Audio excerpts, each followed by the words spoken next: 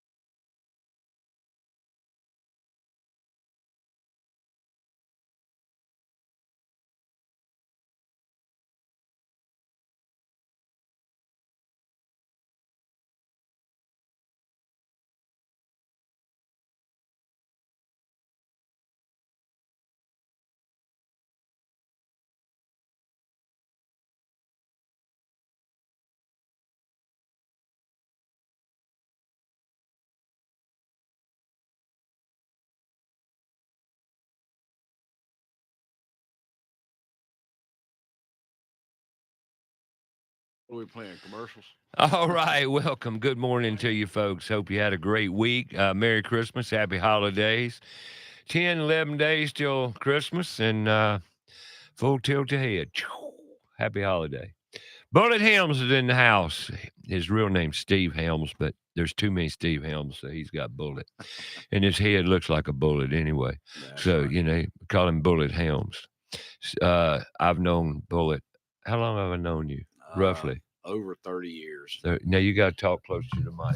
Okay. Big guy. All right. We've known each other, I know, over 30 years. Our association with Southern Shows Well, through Nary, it, Piedmont and it really Nary. started with Nary, and Nary came to be in 1990, and shortly thereafter we met. Yep. We were one of the, I think, one of the charter sponsors for Nary back then Who when it was that? came up. Piedmont Natural Gas. Piedmont. Yeah, y'all were you attended under the Piedmont banner. Absolutely. And we My, were, how things have changed. oh, well, that's life, man. Oh God, it just accelerates. The older we get, the more changing things, more change to things happen. Well, I tell a lot of people, when you and I first met, I weighed about 250 pounds and had a little bit of hair. And here I sit at 160 and no hair. So There you go. life changes. You just adapt with it. It does. You got to go with the flow.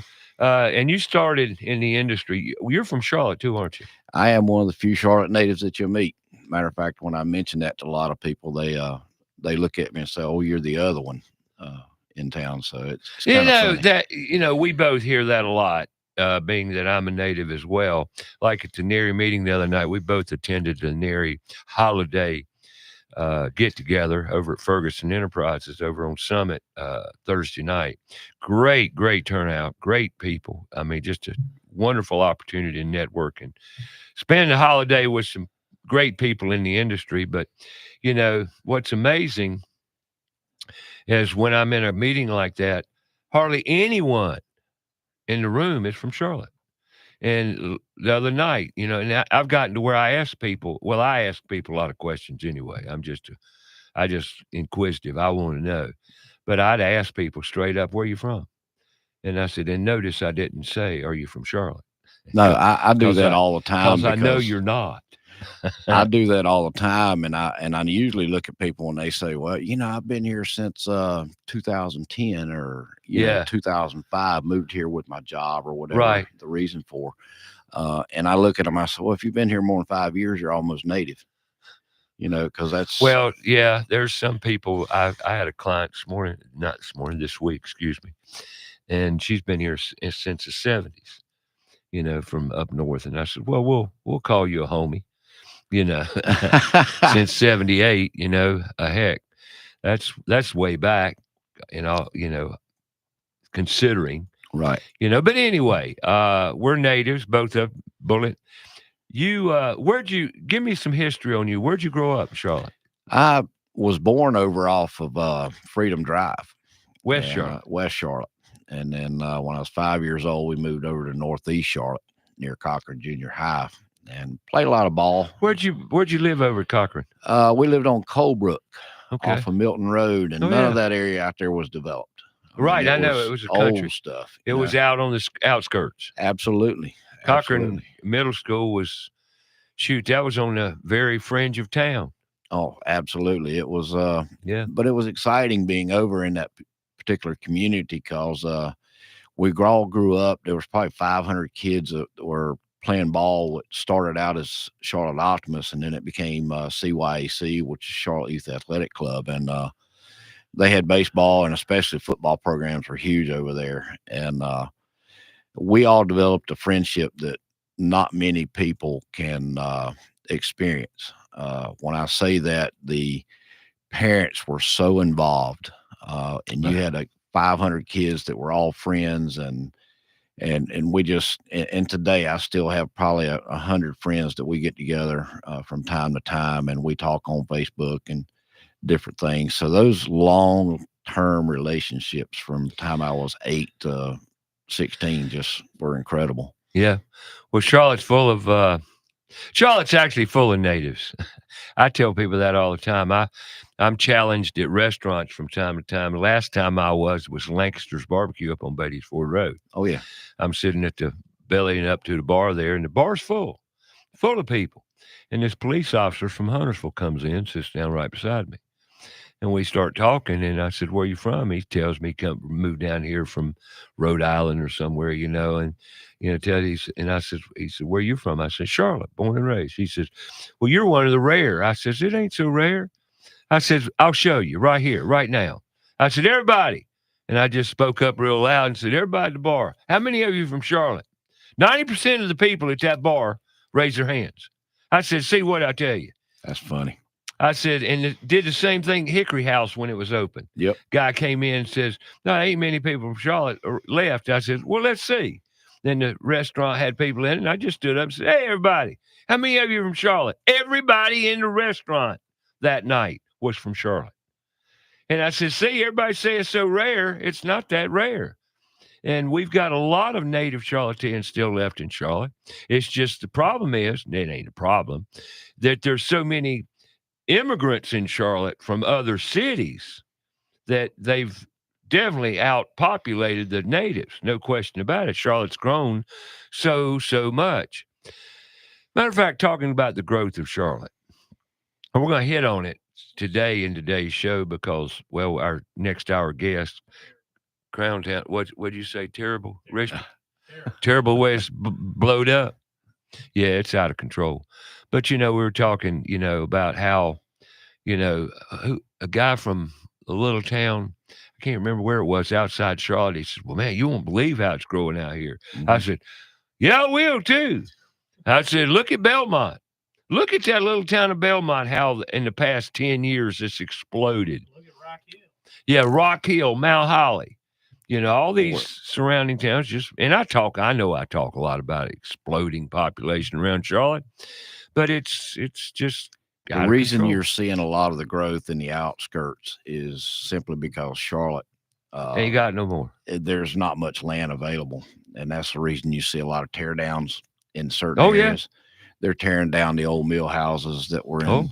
Dilworth. That's been going on for 35 years, and then you're seeing a lot of that in Noda, some of those areas, and the land. You're seeing it You've seen it in Plaza Midwood for many years now. Yeah, I mean, it's become its own little entity, little city, Right. and you're seeing, because of the land costs, you're seeing people go to the outer edges. I've got people that are building in Kings Mountain with all the development that's going on out there with the lithium mine and different things. I mean, Charlotte is. I don't call it Charlotte. It's the Charlotte region. I call it Charlotte Metro. Yeah, Metro. I call it a region because it really is. When you It's 9 counties. Oh yeah, absolutely. It's basically 9 counties that are tremendously affected by our growth, and I know this firsthand because of the school situation. The schools. Well, I talk a lot about the schools, but our schools are so different from county to county. It's unreal, and well, there again, growth development is affecting our schools and the growth. So it's interesting, to say the least. It's been hard to keep up with roads in Charlotte forever. Oh yeah, lady the other day. We not never from here. We never get our money from Raleigh that we deserve. Raleigh Never have. No, we never have. And Raleigh had 2 loops completed before we even got 485 halfway done. Oh, I know. So we do the best we can with what we get. And Charlotte, Mecklenburg, and the region around us, the regions, is really the land of milk and honey. I mean, you look at the opportunity here and everything that's going on with the light rail has spurred so much development up around South Boulevard and different areas where it's gone through. It's an amazing. Yeah. And it's not going to slow down anytime soon. Matter of fact, probably never again. Charlotte's a booming place. It's just full tilt, full steam ahead. But our infrastructure can't handle it. So welcome to Charlotte. Well, we're constantly playing catch up on the infrastructure. Well, every road we improve, we do it 3 times. Right. Highway 51, prime example. Look how many times they redid 51 between Pineville and Matthews. Same thing, and then here comes 485. Yep. Oh, then they start redoing 485. Oh yeah. And so I don't understand. But anyway, never have, never will, never. I'm not even trying anymore. But it goes right back to funding, money from the state. And now the thing, and I'm sorry, I'm going to do a little rant here. These toll roads. No. Why? We're being double taxed, double charged, and now we got to pay to ride on the highway we've already paid the taxes on. Yeah, I agree with that. I was going up. That is a ripoff, and they're stabbing us. I was going in the pocketbook. Statesville and Lake Norman to make some sales calls on Thursday in the rain.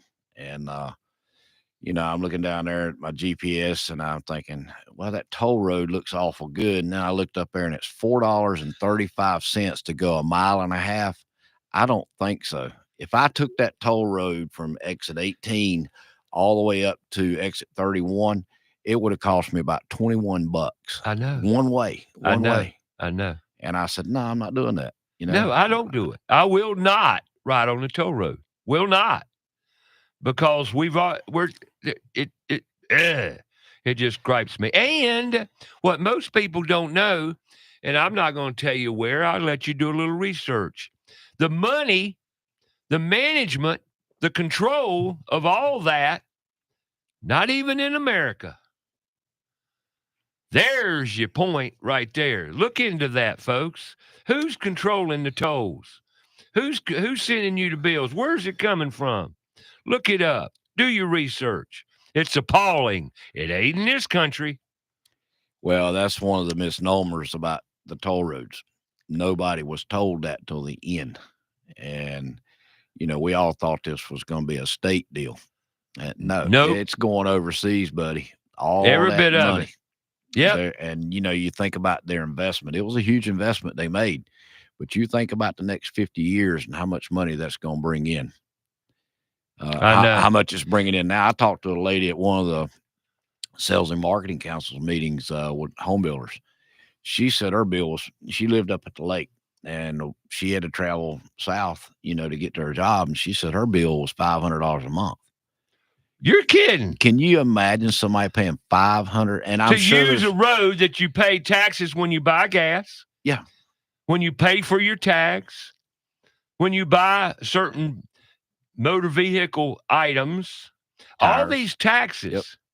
all these taxes we pay, and now you're going to tell me to ride on the road I've already paid for?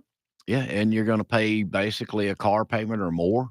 I mean, I imagine there's some people up there that, the lakes got some very wealthy areas. Well, yeah, every area of Charlotte. But you think about frankly. Some of those folks that work downtown that make those big salaries. I mean, they don't care about $500 to $1,000 a month. They're trying to get to work. So, well, anyway, we don't need to carry on about the traffic. I think we've made our point. Yeah, no doubt. Yeah, welcome to Charlotte Metro. Absolutely. And it's funny, you had Taylor on a couple weeks ago. Taylor Gibson, she's the CEO or the controlling, what's her title? She's the managing partner. Partner in Charlotte. So National Design Mart. Yeah. And Taylor's an amazing lady. I love working for her. She's on board with everything. But it's funny when we first started getting involved with all these different organizations and going to nightly meetings or something, she's like, what's up with this traffic? She couldn't make it on time. And I kept laughing. This went on for 6 months. And then finally she beat me to an apartment association gala the other night. And she said, where are you at? And I said, are you there? She said, yeah, I'm there. I said, you're finally learning.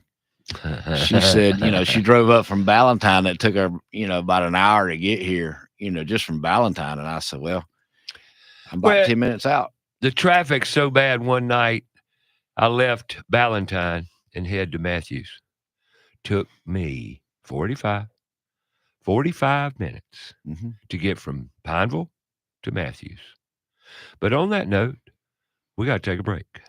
And when we come back, Mr. Bullitt Helms has been involved in the industry, residential home building industry, for how long? 30 plus years. Try not to give her away. And I'm going to let him tell you how many association meetings he's been to and that exist in Charlotte. Now, why would I do that? Because we're talking about your house and industry partners, affiliates, and all the people concerned about that industry. Charlotte is ginormous. A lot of people here, but also very cliquish. Would you agree with that? Absolutely. And we'll talk about that. Collaboration over competition. That's what we got to head to, folks, to help this labor problem and student problem. Problem? Is there a problem? Oh, yeah.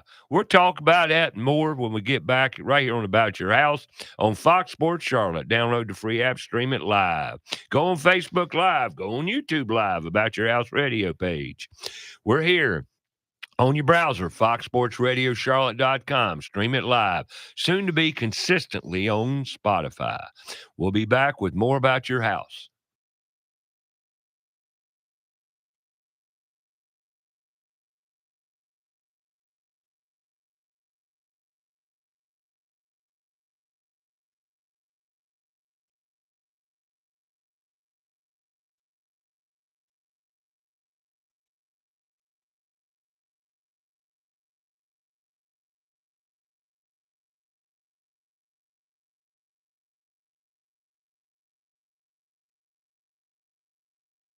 Want to find out more about the show? Go to our Facebook page, About Your House Radio.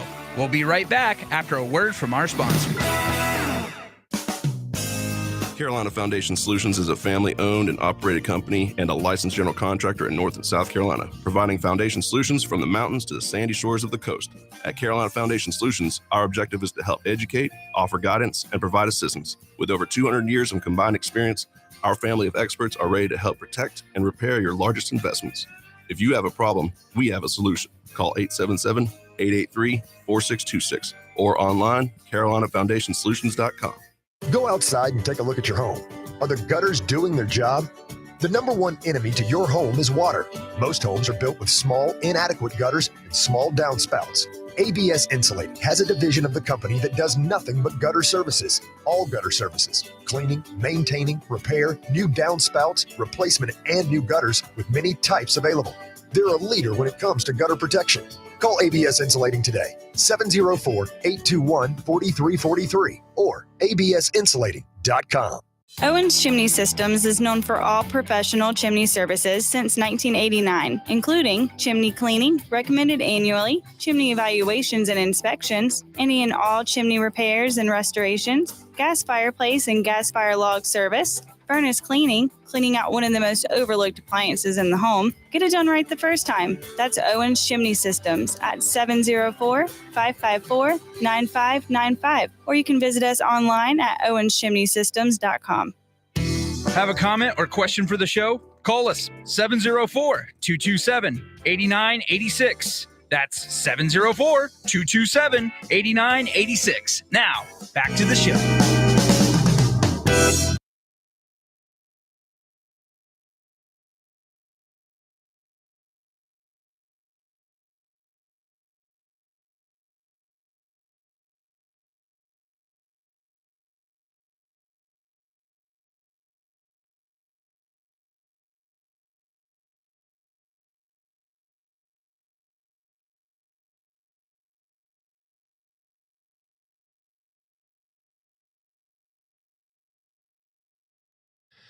All right, welcome back. Mr. Bullet Helms in the house today from National Design Mart, new company coming to Charlotte from Medina, Ohio. Or is it Medina? It doesn't matter. It's spelled Medina, huh? Sure it's Medina. Isn't it right outside of Cleveland, right? Yep. Yeah. Yep. Medina. Oh, you know, do you? Mr. Travel Man. Well, I know from football. Oh, football. Yeah. Okay. Sportsman. I hear you. There you go. We're going to make Richton a sports broadcaster next year. That's the goal. We're going to get the boy on his own podcast and let him do his thing. And right now, I want to do a little outcry here for you folks that are listening. If there are any young students that have driver's license that really love broadcasting in this day and time with YouTube and all the platforms out there of audio, video, just everything. I mean, it's just exploded since COVID. But there's a lot of kids out there that are interested in, well, I mean, you can do it yourself now with all the technology, but we're interested in possibly finding a young student, it can be male, female, we don't care. But I want to invite anybody to come up here and possibly join our team with About Your House Radio. Now, the bad thing is it's a Saturday morning. How many people want to get up Saturday mornings and come and do something, period? I mean, I don't care what it is. Just do anything. Now, old Bullet here, where are you normally on Saturday mornings? I'm usually on the lake. He's normally got hook in water trying to catch what's in the water. Well, normally I'm bass fishing. I fished 29 tournaments last year. And in my spare time, I got some people in my Sunday school class that have challenged me to teach them how to striper fish and catch big cats and stuff like that. So it's funny. Last week I got up at 5 o'clock. My buddy texted me. He said, "Bullet, it's 13 degrees at my house." And I texted him back and I said, "Your point is?" And what's your point? And so we got to the lake and we went to High Rock and it was 19 degrees and we saw birds flying around and we didn't have bait for stripers, but I had made up a concoction of chicken nuggets that I cut out of chicken breast and soaked them in strawberry Jello mix with 7 or 8 cloves of garlic and a little olive oil. And I know that sounds strange, but the catfish love it. What'd you say? Oh, it's a special concoction, man. But it works. It works. The stink and the smell and the texture. Oh yeah. And the color. Oh yeah. They eat it like candy. I hear you. Well, hey, you got it down. You're the fisherman. That's something I never did a lot of, Bullet. Of course, I've been fishing many times Right. on the big pond, Mhm. little ponds, Yeah. and a few rivers here and there. But I've never really took hold or really went to fishing. Now the other Steve Helms I know, that There's a bunch of us. a bunch of you, and he loves to fish. He loves it. And I've been to the coast with him twice on fishing trips, and they were great. Oh yeah. But as a matter of fact, one of my girlfriend, Mary, we've been going out about 8 years now. She never went fishing. Never. Really? Yeah. So, we went to the beach with Steve, and we all went fishing. That was a blast. She caught her first big fish, and here she is, my age, caught her first big fish. A lot of people never went fishing. Well, I was very fortunate. My mom and dad both loved to fish. Right. And I caught my first bass, about a 3-pound bass, when I was 2.5 years old. Wow. That was an exciting day. Cream plastic worm with a yellow rod with a 202 on it, Zebco 202 in Lake Norman. And Right. That was 1963. Wow. And or right around that time, it had just been filled up, and I've been hooked ever since. Right. Well, a lot of people love to fish. It's definitely, and it's a major sport. You're fishing now professionally. Yes, trying to. It's a challenge for me, being my age. It's kind of like walking up to a major league manager and being 64 years old and saying, "Hey, I want to play on your ball team." And he says, they look at you and say, "Sure, yeah, yeah. Let me send you down to AA and see what you got." And, Right. And you work your way up from there. So I've been very fortunate. Right. Well, hey, but you love to fish. Oh yeah. There you go. And well, let's turn the tides. You don't all right, fish let's do at it. work. Right. And you've been involved in this industry we're a part of, the Mhm. residential construction industry, Sure. for over 30 years. And you have been a member or attended many association meetings in Charlotte. Thousands. Well, yeah, a lot more than me, because I don't go to all these. But what associations have you been a part of through the years? I've been a part of the Charlotte Home Builders off and on for the last 35 years. Been involved in York County. Matter of fact, York County HBA, I'm trying to grow their membership right now. Lake Norman Home Builders, you name it, several others. The Cabarrus County Building Industry Association before it merged with Charlotte. So I've got around, been a member of NARI, the AGC, just all sorts of organizations. An apartment association. Apartment association. That's one of the. I love the apartment association. They have some of the best meetings, kind of like what we experienced Thursday night at the NARI with a big attendance. And the apartment association is a little different because they have a lot of young folks, and being my age, I get energized by seeing young folks. Yeah, that's been a plight of mine now for about 5 years now. I'm looking for young people to come in, the industry. Right. It's just like Thursday night that, there were young people in that room. And that's another reason that I'm bringing this up, is to let people know within Charlotte, the confines of Charlotte Metro, there's so many networking and business opportunities. Well, there's so many opportunities. See, I have 2 wonderful daughters. Both of them are just better than I could have ever imagined.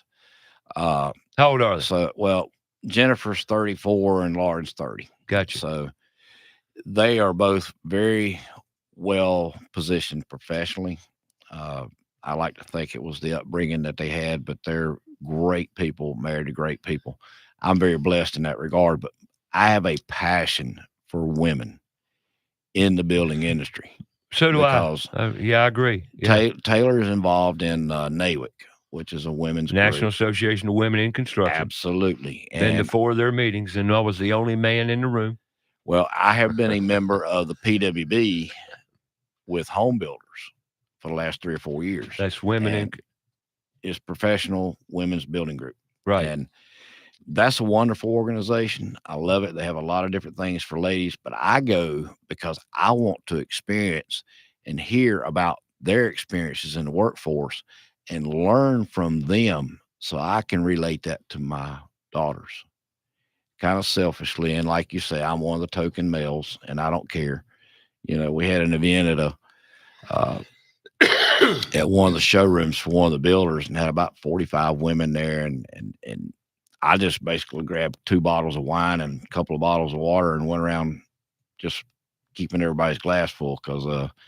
But the networking is where it's at. People buy from people they like. And, me, I'm like, I never met a stranger. Right. So I talk to everybody and it doesn't matter. I can call on the CEO or I can call on the janitor. Doesn't matter. And I dress accordingly, and it's just, I have a lot of fun every day when I get up. All I want to do is make somebody smile. Right. And, spread some love. Because, there you go.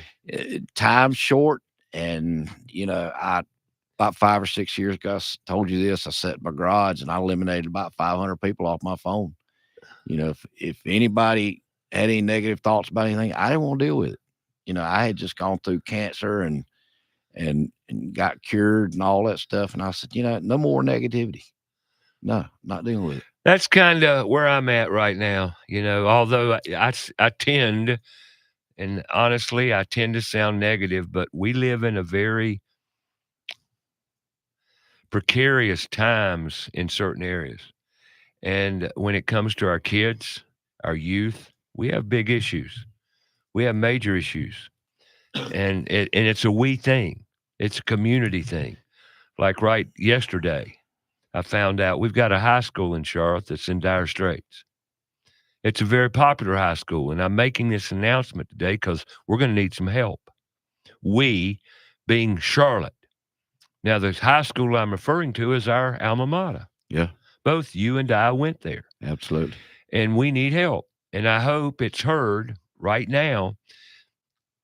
Like, where do we need help? And the high school I'm referring to is Garinger High School, one of the premier high schools in Charlotte's history. Mm-hmm. And it goes way back. I was in the largest graduating class of 1970.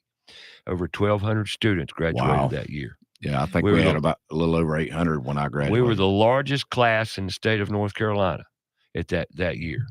Well, since then, a lot has changed in Charlotte and Garinger High School. So what are we going to do about it? I don't know. I don't really have the answers, but I know this: it's going to take a village to fix, repair, and improve and raise the bar. Not only at Garinger, but there's many other high schools in North Charlotte that need attention.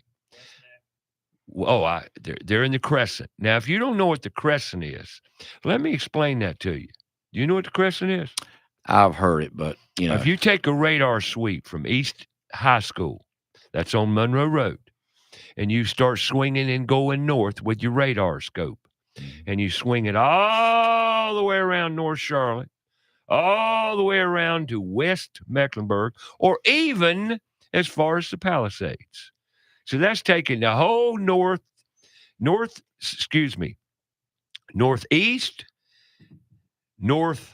solid north, all the way around to northwest. And all the schools in that area are the ones that are hurting in Charlotte, North Carolina. There's a few more, but those are definitely the Title I schools. And if you don't know what Title I is poverty. Students that are lacking in financial aid, okay? Now, you can think of all the ramifications from that. But, folks, some of the same issues that are in those schools, they're in South Charlotte schools too. Mm-hmm. That you just don't talk about them. Right. But they're there. These kids need help. And you say, why? Well, I won't get into all that here. But I know because I've been playing, and you know my history.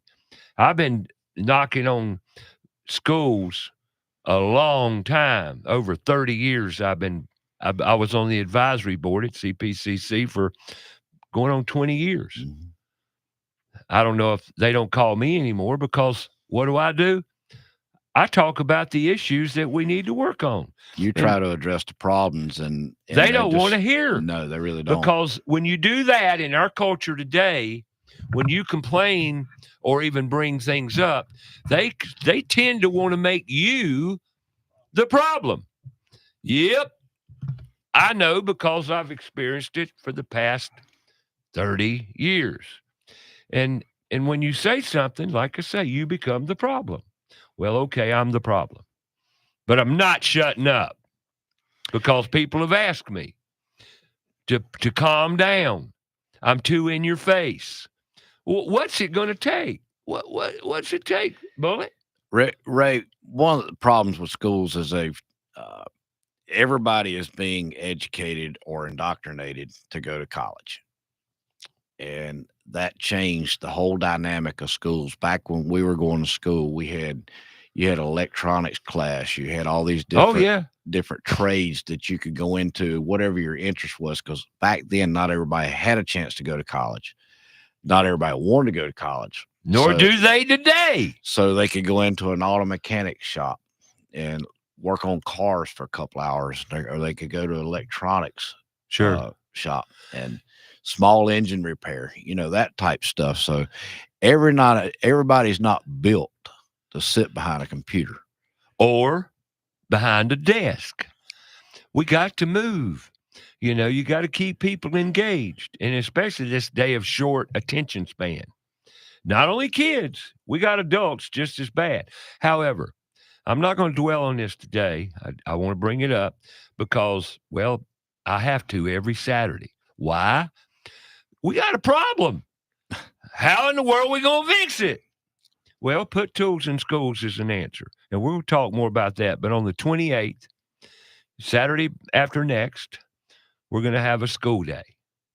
We're going to have some teachers in the studio. We're going to talk about school, what school should be, not what school is, because we need to change things. And how? I'm not sure of all the hows, because remember, I'm the problem. That's funny. Yeah, that's when we be accused of being old, being accused of being old. Oh, yeah, I guess I'm old.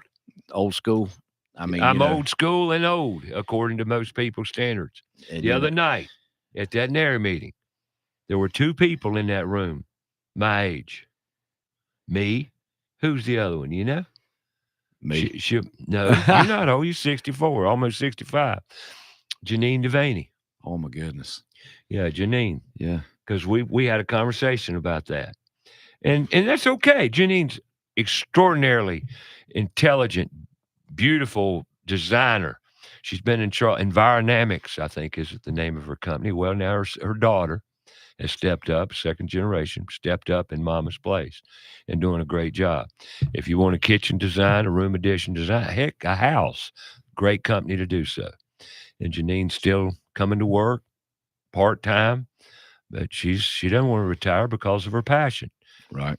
And her devotion to the industry, really, just extraordinarily. It's funny you mentioned that, because once you get to a certain age, people start asking you, Bullet, when are you going to retire? Oh God, how many times have you heard that question? I have heard that so many times. Don't ask. I finally told one employer, don't ask me again. I am never retired. I don't. Okay. It's not that retire is a construct by man that they put out there as a hook and bait it.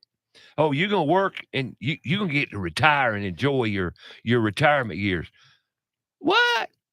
You gotta live. You gotta have purpose. Had that conversation 3 times this week with some older folks about retirement. Well, I retired last year. I says, you ain't retired.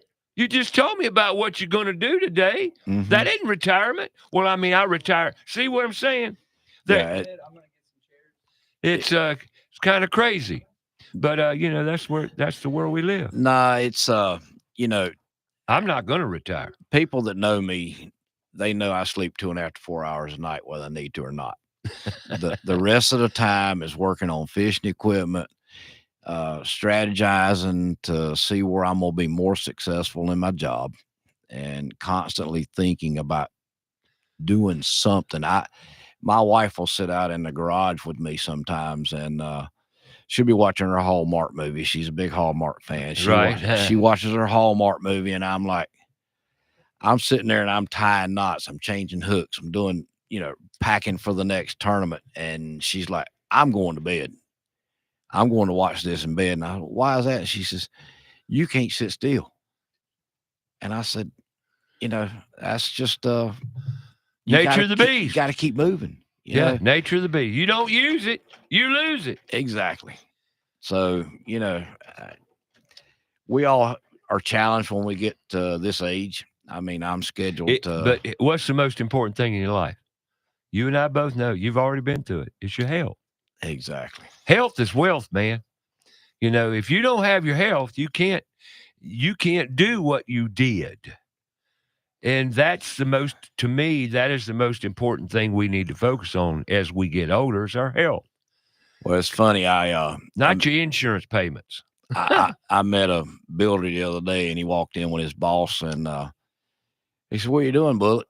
I said, figuring out my tournament schedule for next year. I said, I'm having to work in 5 operations in between all the dates, and I got to figure out whether I'm going to be able to bounce up and down in a boat, with all the surgeries.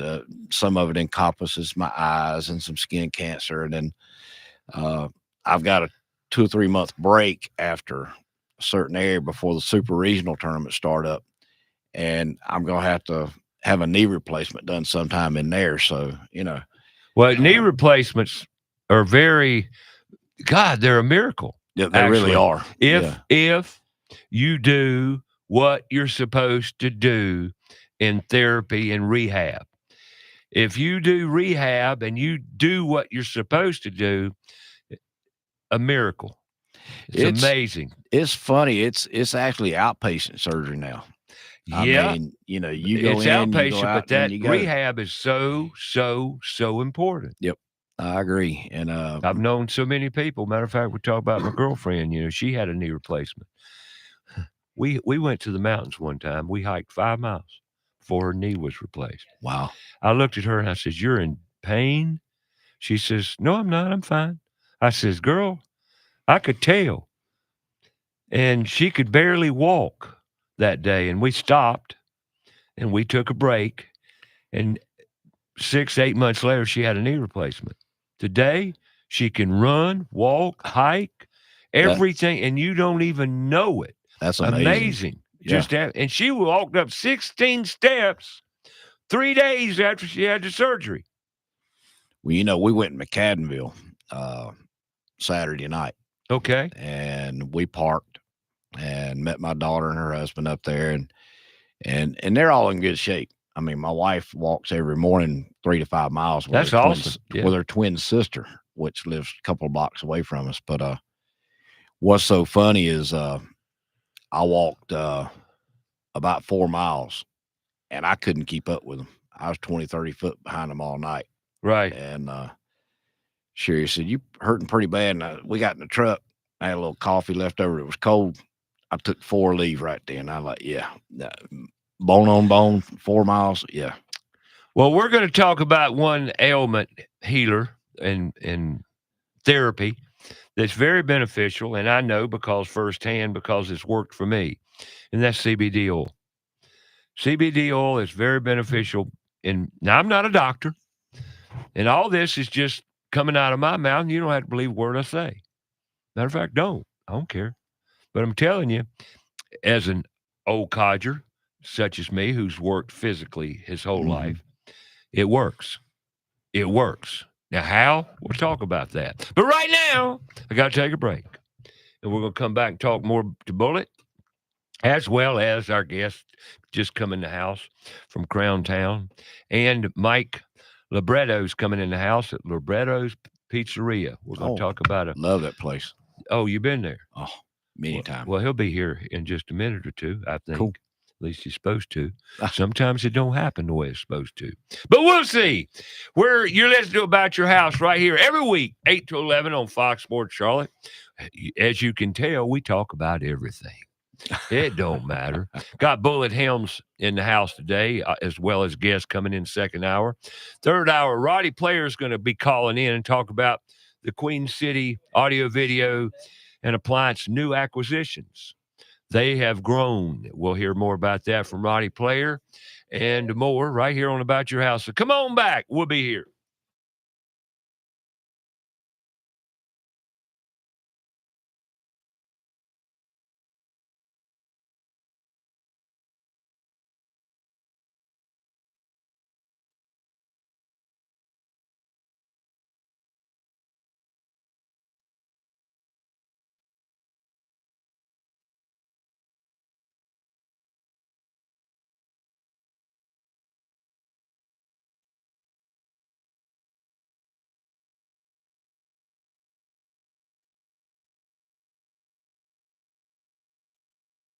Our Facebook page, About Your House Radio. We'll be right back after a word from our sponsor. John Delaney here, manager at Crowntown Cannabis, Charlotte's original CBD and hemp resource, where the staff can help you with any questions or concerns. All of our products are third-party tested for purity and quality. Oils, edibles, Delta-9, topical creams, vapes, THCA flower, and products to help with the pets. Visit our new South End store at 115 Park Avenue in the South End. All 4 of our Charlotte area stores are open 7 days a week. Check online for the store near you. That's crowntowncannabis.com. The professionals at Kilo Exterminating Company have over 70 years of experience in pest control. Throughout the years, they always pride themselves on maintaining the highest standard of quality and customer service, with every technician being state certified. And moisture readings are standard with every inspection. Their top priority is ensuring your home is free from pests such as ants, mosquitoes, termites, and any other pests wreaking havoc on your home. That's Kilo Exterminating at 704-333-9855 or online, kilo.biz. That's 704-333-9855. Hi, Roddy Player here with Queen City Audio, Video, and Appliances. Do you ever wonder how a local, family-owned business can compete with the big box national chain stores? It's simple. As part of North America's largest buying group, we have over $15 billion in buying power. We buy products at great prices from more manufacturers than any chain store, period, and we pass those savings on to you. So buy local and save more at Queen City, where you'll always find the right product, right price, and real answers guaranteed. Have a comment or question for the show? Call us 704-227-8986. That's 704-227-8986. Now, back to the show.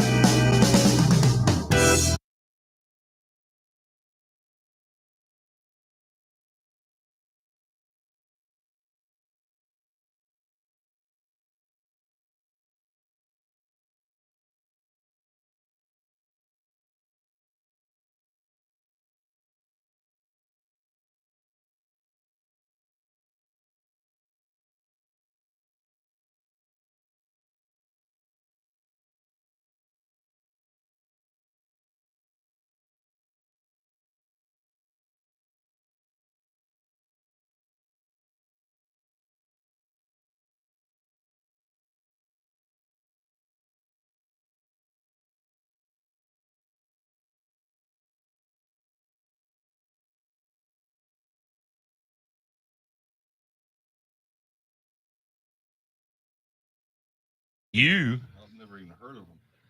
All right, welcome back. Yeah, that's a tune we got a nix. I'm sorry. Don't fit my genre. Put some Molly Hatchet. But anyway, what'd you say? Some Molly Hatchet and some. Yeah, we got some guests, some more heads popped in the frame here, but we'll get to them in a minute. I want to talk to Mr. Bullet about one thing here.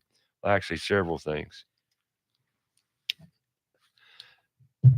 Do me a favor, John. Yes. Get up. Go tell Hacksaw to go downstairs and get Mike. Excuse me. We got another guest. Sometimes we get a little crazy around here and get full the packed. Hey, go that way, John. Go that way and take a right. Okay. Bullet. Yes, sir. You know, we're talking about associations in the industry. What's the first job you had in the construction residential kind of industry? I would say Piedmont Natural Gas. Okay. Yeah. So you go back to Piedmont back in the day where Piedmont was an appliance retailer as well. Absolutely. Yeah. And you sold? I sold appliances. I sold gas grills, gas appliances. Anything that used gas, we sold. I sold the first gas generator in Charlotte. Oh, really? Back in the day. Right. And it was the size of a doggone dumpster. Does Piedmont still sell or install generators, I wonder? I don't know if they do or not. Well, now Piedmont's owned by who? Duke Energy. Yep. And so that was in the works when I left in 2001. And if you don't know, Duke Energy is the largest energy conglomerate in America. Yeah. Now, and people wonder about the wealth in Charlotte. Think about it. Yeah, that's a lot of money here, and there's a lot of old school money. Yep. Duke Energy started right here in Charlotte. Yep. And they actually owned Piedmont Natural Gas and sold off in the 50s. Right. And matter of fact, we're not far from where the old manufactured gas plant was. We're within a mile of that. So another Charlotte growth thing, But anyway, all right. So you've been in the industry so way back. How long were you with Piedmont? I was with them from 83 to 2001. And what happened? Just kind of saw a change. John Moxheim was the president and CEO at that time, and John and I were really good friends. And we just started seeing some changes in the industry. All the deregulation that we'd been through the 80s, and the 90s, the growth of Charlotte, we could see the handwriting on the wall. I mean, Duke Energy was going to put 37 natural gas generators up in Lincolnton, and for extra emergency power during the times during the right. Oh, okay. When they needed extra energy, they could just turn on the gas and let it go. So, gotcha. Yeah. So we saw a lot of changeover in that. And of course, the growth in Charlotte kind of spurred a lot of that on. Right. Well, Charlotte's, we talked a lot this first hour about Charlotte's growth, the size of Charlotte. Charlotte is, I've give up on keeping up with it. I mean, really, there's so much coming into Charlotte, people like that meeting the other night. How many people were in that room? Almost 200. Yeah. It was crowded. Yeah, it's 200 people in the room, all affiliated with the industry. Out of 200 people, I probably knew 20, maybe more. Well, I'll tell you what, I went in there with about 60 cards, and when I got back out to the truck, I think I had 10 left. Right. Yeah. So it's amazing. Now, you're with National Design Mart now. Yes. Now, what are you doing for National Design Mart? I am the I guess, I go out and recruit business for builders, multifamily business in the flooring cabinets. National Design Mart is a company out of Medina, Ohio. They've got 3 locations up in Ohio: Cincinnati, Medina, and some other city. I can pull it up online. But they came to Charlotte this year. Opened up in July. Taylor Gibson moved to Charlotte. They brought her in at 26 years old. Oh, she's an amazing lady. Unbelievable. So talented. So brilliant. Yeah. She's brilliant. She really is. Oh, you were in there. Yeah, you were in studio the day she was here? Yes. Okay, cool. Yeah, I asked her for clearance on that. Not everybody wants to be affiliated or associated with the word cannabis. We do. It's scary. Anyway, we do. And, and you talk about change. Voila. Change. There you go. Get used to it. I have. So this is a change in life, right? Change is constant. Always. And I mean, even when I fish or in work environments, the weather can change in an instant, so you have to learn to adapt. Same thing with business conditions.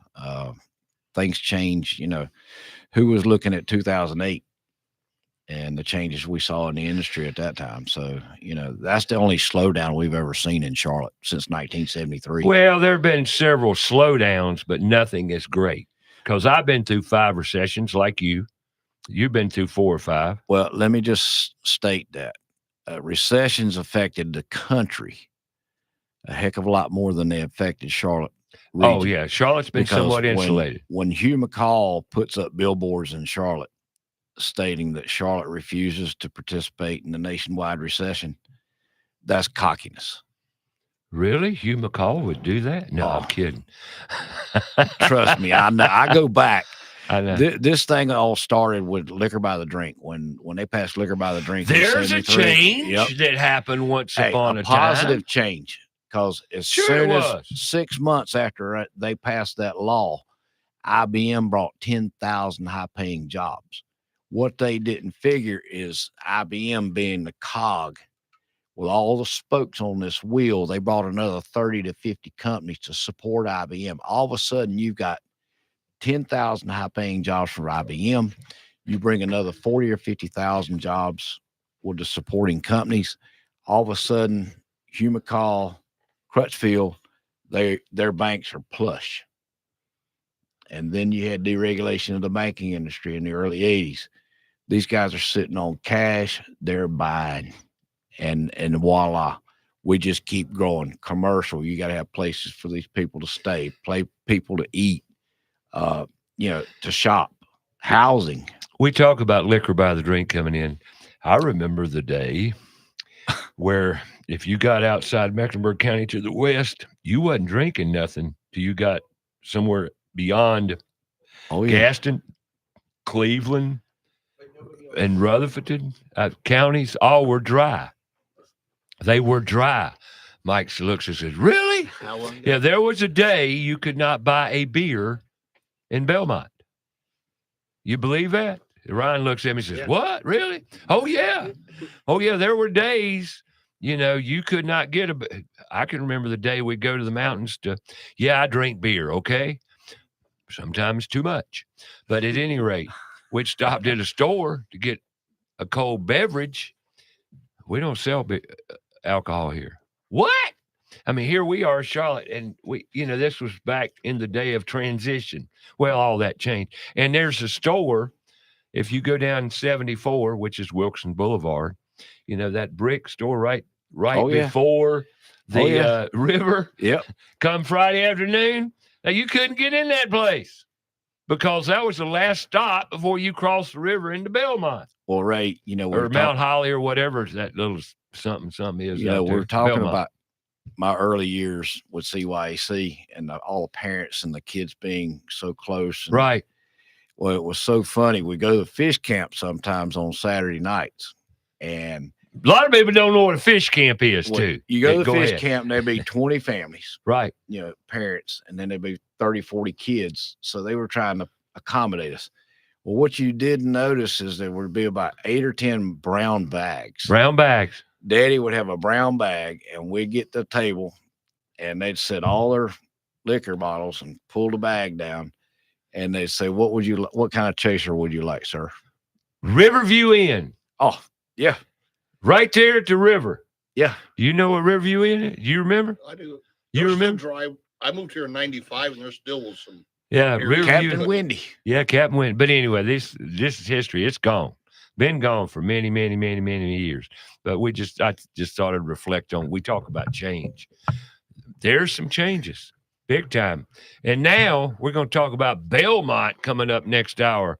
I got John Delaney. Ryan's in the house. I don't know Ryan's last name yet. I got Mike Libretto and Spinello, yes. Spinello. Yep. Spinello's Pizza. You ever heard of it? Well, we're going to make you aware of it when we get back with more about your house.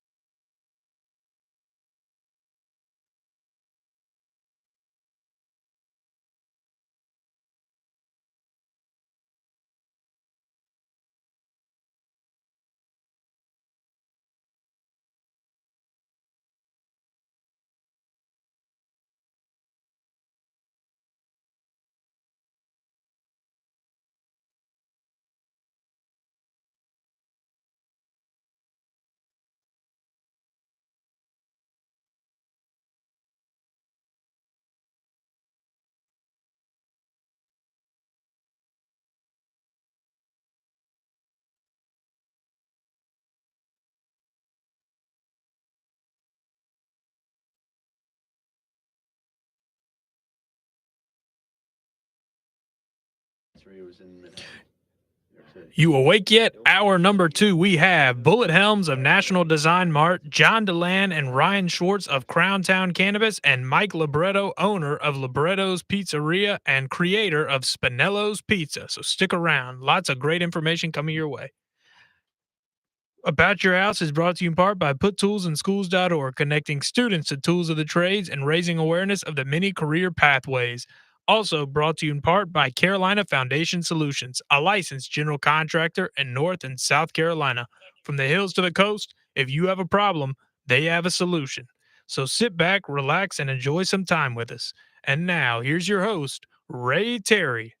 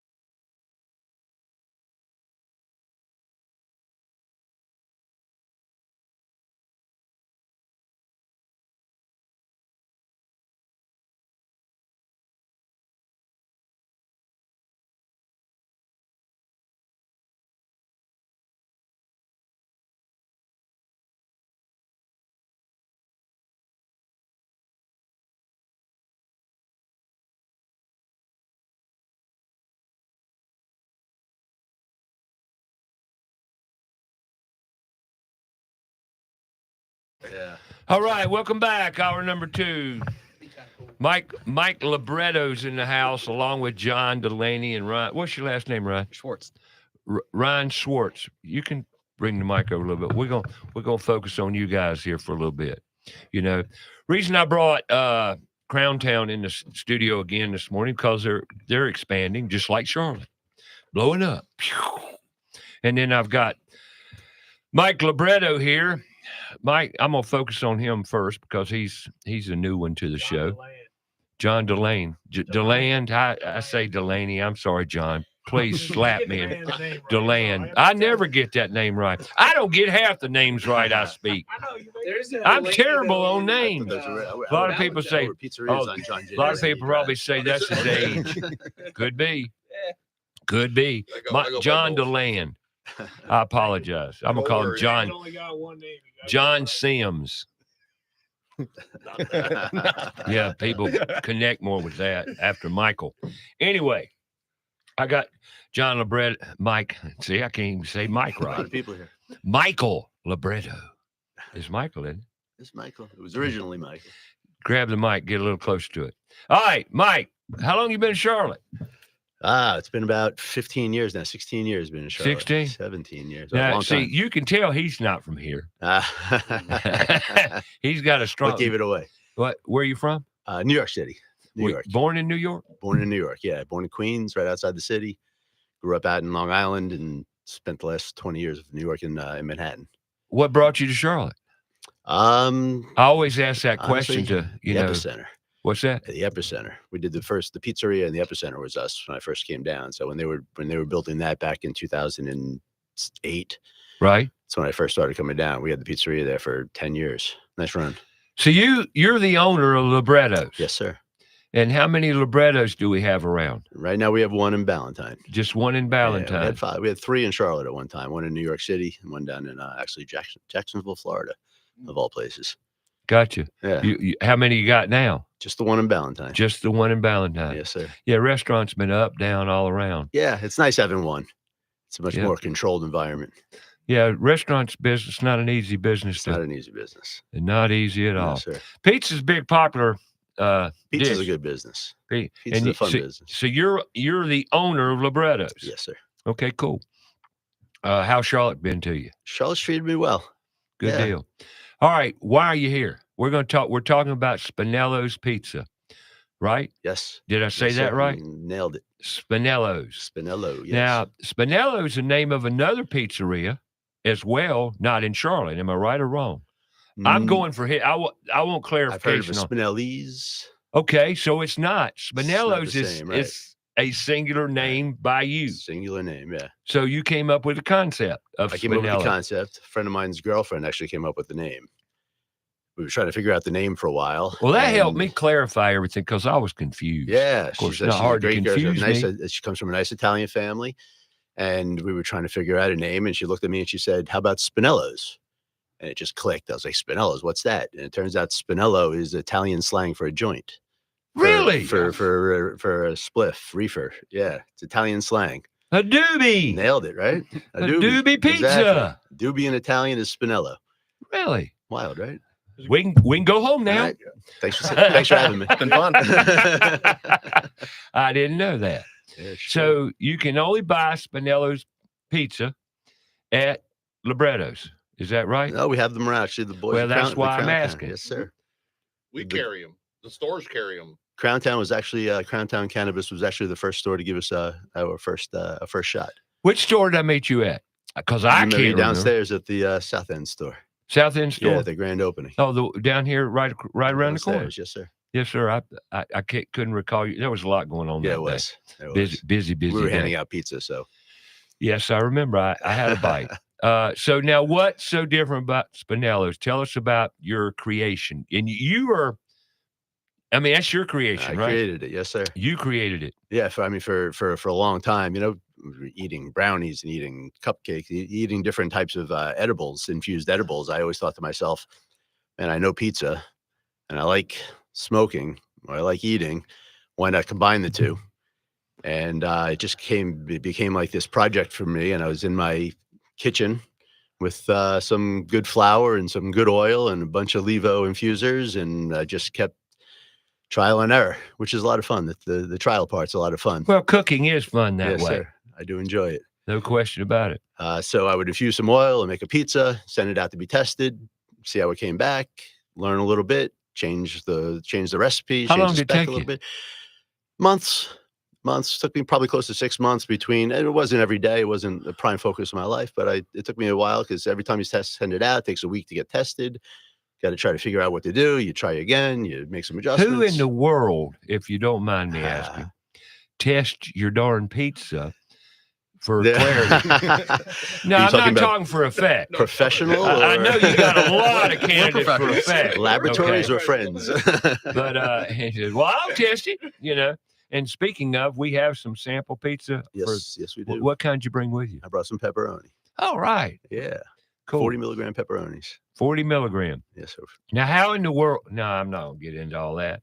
But, you send it out to be tested. But seriously, Right. who They're tests? testing facilities around the country. There's one in Tennessee that we use. Used to be one here, I think. G2, wasn't G2 Technologies here? Yes. But I don't know if they're still doing. I think they are. They're doing Yeah. testing. You ever heard of G2? I don't believe But they were a tester of product Yeah. for We've very. used them. Huh? Oh, Crowntown y'all, has used them. Crowntown's Yeah. used them for that's their third party testing. New Bloom in Tennessee is who I use. Good Okay. people. Now Yeah, you they- have to. Now I'm sorry, this Yeah, just sure. intrigues me. You make a pizza and you send the whole pizza to them. I send them half, but they Or only, half they or only need a whatever. small piece. Yeah. So then they analyze the half the pizza and I double the results because I eat the other half. Right. And then they send it back and you see what you came in at, the milligrams for what you sent them. And if it's high, you adjust down. If it's low, you adjust up. And eventually we actually started with a 30 milligram pizza and we just felt that it wasn't strong enough for, the average user. So we went to a 40 milligram. Right. And now we actually offer a 40 and an 80 milligram for the people who can take a punch. Right. Now, I know that cannabis, the bastardized term marijuana, which I don't like that word because it's a man-made word for propaganda purposes. But cannabis, has come on strong in the past 10 years in the Charlotte-Mecklenburg area.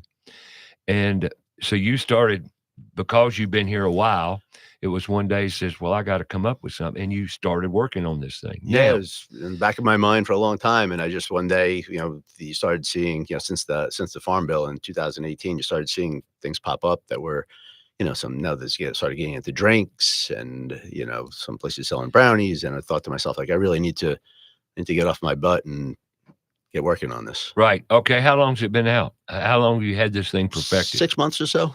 Okay. Yeah. Now you've got it in your restaurant.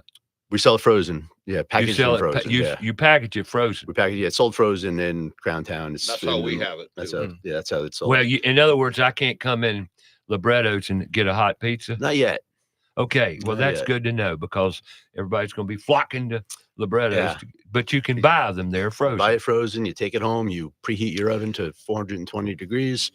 Very important. Throw it in. Yeah, that's Proper 420 degrees is important. Well, explain. Yeah, well, 420. The 420. cannabis. Okay, yeah. Okay. That was a target of mine. I got it. I got it. So it actually took some time to figure out how to we slightly pre-cook them so that you can cook it at 420 degrees because that was a stipulation of mine. Okay, I got you. So you throw it in the oven for about 10 minutes. Comes out a nice brown color. It's great ingredients. It's a good pizza. It's the same pizza, same ingredients we use for the pizzeria at Libretto's that we used up in New York City, that we use in Charlotte. So how's it been accepted really well. in the restaurant? Really well. I mean, all over really well. It's selling good at retail. It's selling well out of the Well, restaurant. I was going there next, Yeah. John. We can. Your Talk question. to the mic. Oh, sorry. Your question about we can cook them in the store, cook you a single slice, or you can order the whole pizza. I didn't know that. Yeah, we have a pizza oven in our stores, and we'll cook the whole thing, or like we have them. All stores? Yes. What? I didn't know that. Yeah, or we'll cut them in. I You knew know, there's a in reason quarters. I got you up here. Yeah, and cut them in quarters and cook it in the store for you. You can eat a hot piece of pizza that's delicious right there. Right. And Yeah. Cool. A doobie pizza. Yes. Isn't that wild? No, and they really are good. We enjoy them ourselves. People are always surprised when you mention, hey, we have a infused pizza? And they're like, no way. And it's like, no, for real. We really do. Well, they're infusing so darn many things with THC, A or B or X, Y, Z. I don't know. Y'all got to play within the lines and the rules, and you do that. Yes. We all do. But so I didn't know you you did it in the store. Yeah, or you can go into one and buy one frozen and take it with you, or we'll cook the whole thing. Now I One got to ask slice, a question. 2 slices. How big a pizza do you sell in the store? It's Is that Yeah. the one you brought? Yes, sir. yeah. Okay, the smaller. Yeah, it's one size. It's a 10-inch. 10-inch. 10-inch. Yeah. So you got a 10-inch pizza and you sell 10-inch in the store. The same, yeah. Yeah. We're all Same. selling the same one. Okay, Yeah. got you. Well, that's It's good for like 2 people. Eat half of it. You can feel it, Okay. and it tastes good. Well, good. Yeah, I'm that's glad. important. I'm fussy. Yeah. on Well, that no. one. Yeah. I'm not a big pizza fan. I eat pizza maybe once, twice a month. Not yet. Well, now I got to go buy a pizza to get a buzz. No. Well, anyway, everybody's got their thing, But hey, I do like a good pizza. I'll tell you how good it is in a minute because we're going to take a break, and on the break we're going to eat a slice of pizza, and we'll see how much slack I get for this. Mike, how do you? Is there a problem getting it dispersed evenly in the dough, or is that not a hard process? Now, where is it? Is it in the dough, or It is is. it? Yes. It's that was one of the parts of the development process that took so long is making sure that it was consistent. If you have one pizza today, And you then, have like, another you get pizza, a salt shaker and sprinkle some over the top. Right. So that would be a little inconsistent. So we have it now where if you buy a pizza today and you buy a pizza in a month, it's the same experience. You have eat half the pizza today and half the pizza tomorrow. You have the same experience. So it's a nice, Right. even blend. Right. And I want to talk about something here a minute because I get feedback from people that are anti-cannabis. Okay. And that's okay. I understand. But do you drink?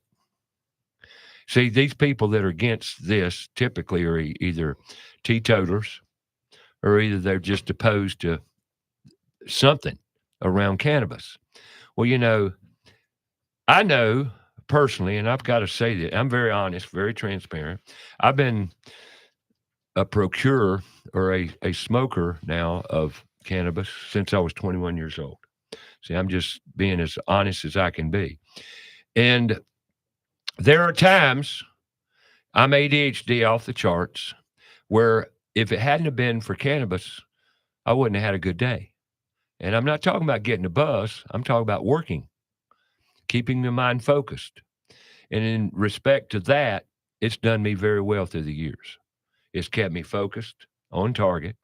Now, as things progressed and different strains came out back in the day where everything came from Mexico and the bag was half full of seeds, you remember what I'm talking about. I sure do. Mersh. Then it was a totally different time. Now, frankly, I'm a little perplexed at all the genetically modified ways they're doing cannabis, which I'm not in fact. I would like to see more of a natural plant instead of one that's been messed with. And they are, as you well know, they're hybrids. What's hybrid stand for? What's a hybrid? It's a cross of an indica plant and the sativa plant. Right. So that's the hybrid. So for people we never talked about the different variations of cannabis. Yes. Okay. And you go buy this stuff and a lot of people are curious. And that's the reason I have these shows, folks, to educate.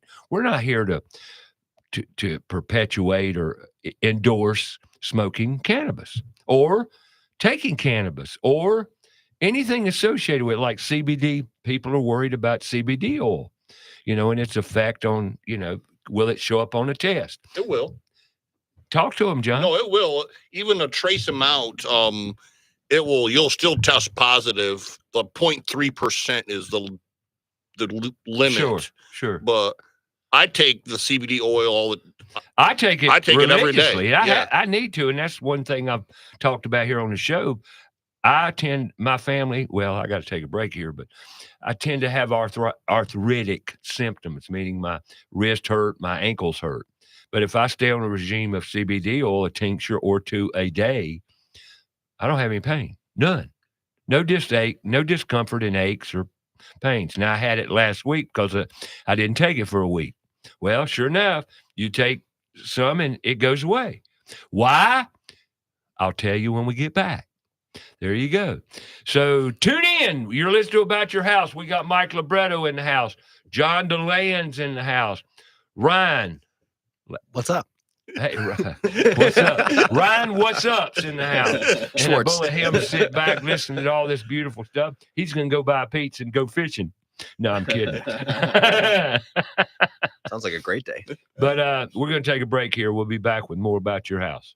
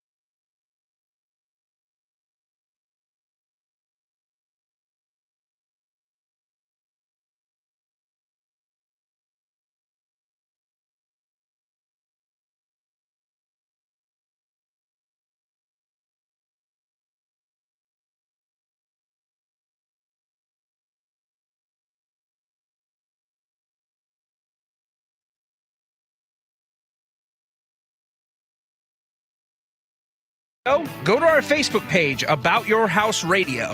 We'll be right back after a word from our sponsor. Go outside and take a look at your home. Are the gutters doing their job? The number one enemy to your home is water. Most homes are built with small, inadequate gutters and small downspouts. ABS Insulating has a division of the company that does nothing but gutter services. All gutter services: cleaning, maintaining, repair, new downspouts, replacement, and new gutters with many types available. They're a leader when it comes to gutter protection.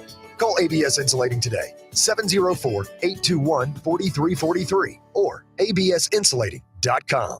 Hi, Roddy Player here with Queen City Audio, Video, and Appliances. Do you ever wonder how a local, family-owned business can compete with the big box national chain stores? It's simple. As part of North America's largest buying group, we have over $15 billion in buying power. We buy products at great prices from more manufacturers than any chain store, period, and we pass those savings on to you. So buy local and save more at Queen City, where you'll always find the right product, right price, and real answers guaranteed. The professionals at Kilo Exterminating Company have over 70 years of experience in pest control. Throughout the years, they always pride themselves on maintaining the highest standard of quality and customer service, with every technician being state certified. And moisture readings are standard with every inspection. Their top priority is ensuring your home is free from pests such as ants, mosquitoes, termites, and any other pests wreaking havoc on your home. That's Kilo Exterminating at 704-333-9855 or online kilo.biz. That's 704-333-9855. John Delaney here for Crowntown Cannabis. We at Crowntown Cannabis care about you and your health. All of our products, from edibles to topical creams, are all third-party tested for purity and quality. 4 locations, open 7 days a week to help you with any concerns you may have. Monday through Saturday, 10 a.m. to 7 p.m. Sundays, 11 a.m. to 6 p.m. You can call us at 704-412-7121 or online at crowntowncannabis.com. Have a comment or question for the show? Call us 704-227-8986. That's 704-227-8986. Now, back to the show.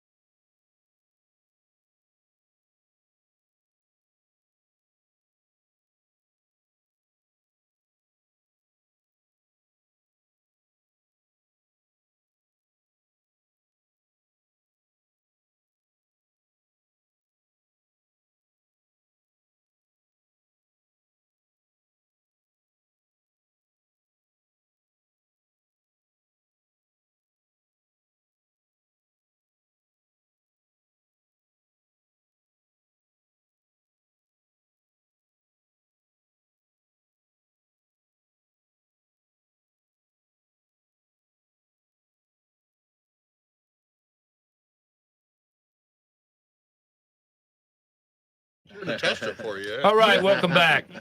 John Delaney, Mike Libretto, Ryan Schwartz, Bullet Helms, studio's full. Talking about, well, Crowntown Cannabis and what it is, where it is. Speaking of which, let's do a little plug right now. Ryan Schwartz, you're moving to Belmont. We are. Yeah, 403 East Catawba, Suite 200, right across from the Antique Mall. Repeat that. 403 East Catawba, Suite 200, right across the street from the Antique Mall. In Belmont. In Belmont, yes, sir. When's the big opening? We're, dotting our I's and crossing our T's, so hopefully by the end of the year. But we have an Instagram, so if people want to follow us on there, Crowntown_Belmont, we'll post, when we have a better idea of when we'll actually be open. What kind of issues we got? No, I see that. I know there's issues. Wherever you open up a cannabis store, there's issues of some sort, big, small, in between, whatever. But the town's been really receptive to awesome. us. Good it's to just, hear. Back end business things. And, I know, I hear you. Yeah. Merchant processing, business insurance, but it's all getting so taken no care resistance. Belmont's embracing you. Yes. Yeah. That's awesome. Good to hear. Great to hear. New store opening in Belmont by the end of the year, hopefully. That's what they're after. They also will sell Spinello's pizza. Of course, the 40 milligram and the 80 milligrams. We're gonna try to have them both. And we're gonna have the oven in the store too. So if people want to come through, and we'll cook up the whole pie for you. That's awesome. Pizza party. Mm-hmm. Pizza party time. I was not aware. And by the way, we are sampling this pizza. And just so y'all know, see, evidence, substantiation, validation. Each slice of this pizza is a 40-gram pizza, 40-milligram pizza. Right, 40 milligram. Each piece, he says, has about 5 milligrams a slice. So a lot of people are very apprehensive about the effects and the way it treats you. And I know there's a lot of curious people out there about and around cannabis. A lot of people want to be incognito going into your store because they're apprehensive about who's going to see me, what are they going to think, or how's it going to mess with me, blah, blah, blah. Folks, get over it. I mean, there's so much information about it. Do your research. It's another help. Can be. I'm not a doctor, God forbid. The medical effects of cannabis. We're all mammals are born with an endocannabinoid system. We've said this many times. Endocannabinoid system. They weren't even allowed to do research until the 90s about the effects and benefits of the plant. The 90s. And here we are, 2024, soon to be 25, and here we are. And now I'm just presenting more information. That's all we're doing here today, because I certainly have no dog in the fight, except knowledge and information. And that's what we're here to give you. We're talking before the break about CBD oil. Will it affect a drug test? It will. It'll show positive on the test, but I do believe in the oils. I take them every day. You mentioned earlier how you skipped it for a week, and because people always ask me, well, how was it going to make me feel? And I honestly didn't really feel anything this morning when I took it, but stop for a week and all the little things it's helping you feel them right away. I agree 100%, yeah. John. And that goes to my pain in my wrist, which if I don't take it, it'll come up and it hurts. I mean, it's a pain. It's an ache. Yeah, I could take Advil or Tylenol or whatever, except I don't take that mess either. They're not good for you. They're horrible for you. There's no, like, a build up a tolerance. If anything, you use less of this stuff. Right. Many health benefits. Many. And if you do the research, it's all the information's there, just like everything you're living in today. The information's there. You just need to do the research. And frankly, John, Ryan, Mike here, we're not here to sell you anything. We're here to tell you about stuff, right? Yes. We're here to tell you what's out there, just to give you more information. And if you have any questions, feel free to call 704-227-8986. We're here. We'll answer them. And like I said, we're here just to inform you, just to tell you.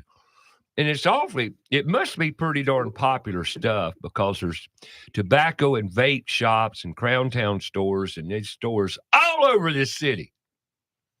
And they seem to be popping up everywhere. Crowntown started with one store. Now you got 4, right? This will be store number 6 in Belmont. So so we're up to 6. Yes. I can't keep up. The Grover store, yes. The Grover, yeah. How's that store doing? They're doing great, actually. They really are. But we have really good products. I mean, that helps. Yep. The stores are all clean and nice. It's not what some people think. They would just come in and visit. They'd be shocked. Right. Just how nice the stores are. Yep. Tell me your locations. Do you got it memorized yet? We're on Central Avenue in Plaza Midwood. 2419 Central Avenue. I got the address. I remember that one. We're in Noda. Noda, upstairs above Cabo Fish Taco. Correct. We're in Concord by the old original Concord Mall, right across from the movie theater. Yeah, right before Concord Mills. If you see the movie theater, look to your left. Right. And then the Grover store, that was our first true franchise store where it's not company owned. And Ryan's store will be in Belmont. It's right around the corner. Now, is your store franchise store, or is it company store? This is. It is, yeah, mine and my family store. So partially franchised, more of like a partnership with Crowntown is how I like to think about it. Cool. Because I couldn't do it without Where are you them. from, Ryan? Chicago, originally. How long you been in Charlotte? 2.5 years. Now, notice, Bullet, I didn't say, are you from Charlotte? Because I knew he was. Probably, Just like old you hear Mike it in my there. A's, probably. What's that? In my A's, my vowels. No. We just know most people we You can meet. judge. It's all right. Most people we meet aren't from Charlotte. I mean, it's just the way it is. That's everywhere in Charlotte. I mean, Yeah. Oh, yeah. I agree. Where are you from? I'm from Michigan. You are? Yes. Okay. How long you been down in Charlotte? I moved here in 1995. So what's Gotcha. 30 years? I hear you. What brought you to Charlotte, right? My parents actually moved here before I did, and I lived And you all were over a the child country. and you moved with them. No, I was really? on my own at that point. Okay. Just living in separate parts of the country from them, and I was just sick of being so far from my family. So, and warmer weather. It doesn't snow here. Everywhere I'd lived before here, there's snows. Yeah, speaking not of a fan. that, at the meeting the other night, I spoke to a lady. She's from New Jersey, and she says, "Why did it get so cold?" I says, "'Cause it's winter." I said, she says, "It's not winter yet." I said, "Well, what, a week or two away?" Oh, by the way, December 21st, first day of winter, folks. It's also the shortest daylight day of the year. So we're headed downhill till the 21st, and then we'll start getting More daylight. More daylight. So, but Charlotte, when I grew up, Bullet can attest to this. We had a lot of snow. We had weeks, like a week or two of snow sometimes. Rarely, go ahead.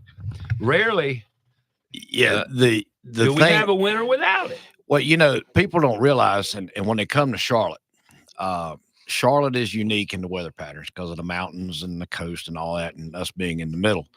But I had a lady, believe it or not, when I was at Piedmont, she came into Charlotte. It was a week before my birthday in March. March is always our snow month. Okay, big snow. February anyway. and March. You Yep. bet. So anyway, I'm sitting there, and this lady, it's 80 degrees outside, and I had been fishing the day before. I was windburn and sunburn, and she's bought $3,000 worth of plants and things. She's from California.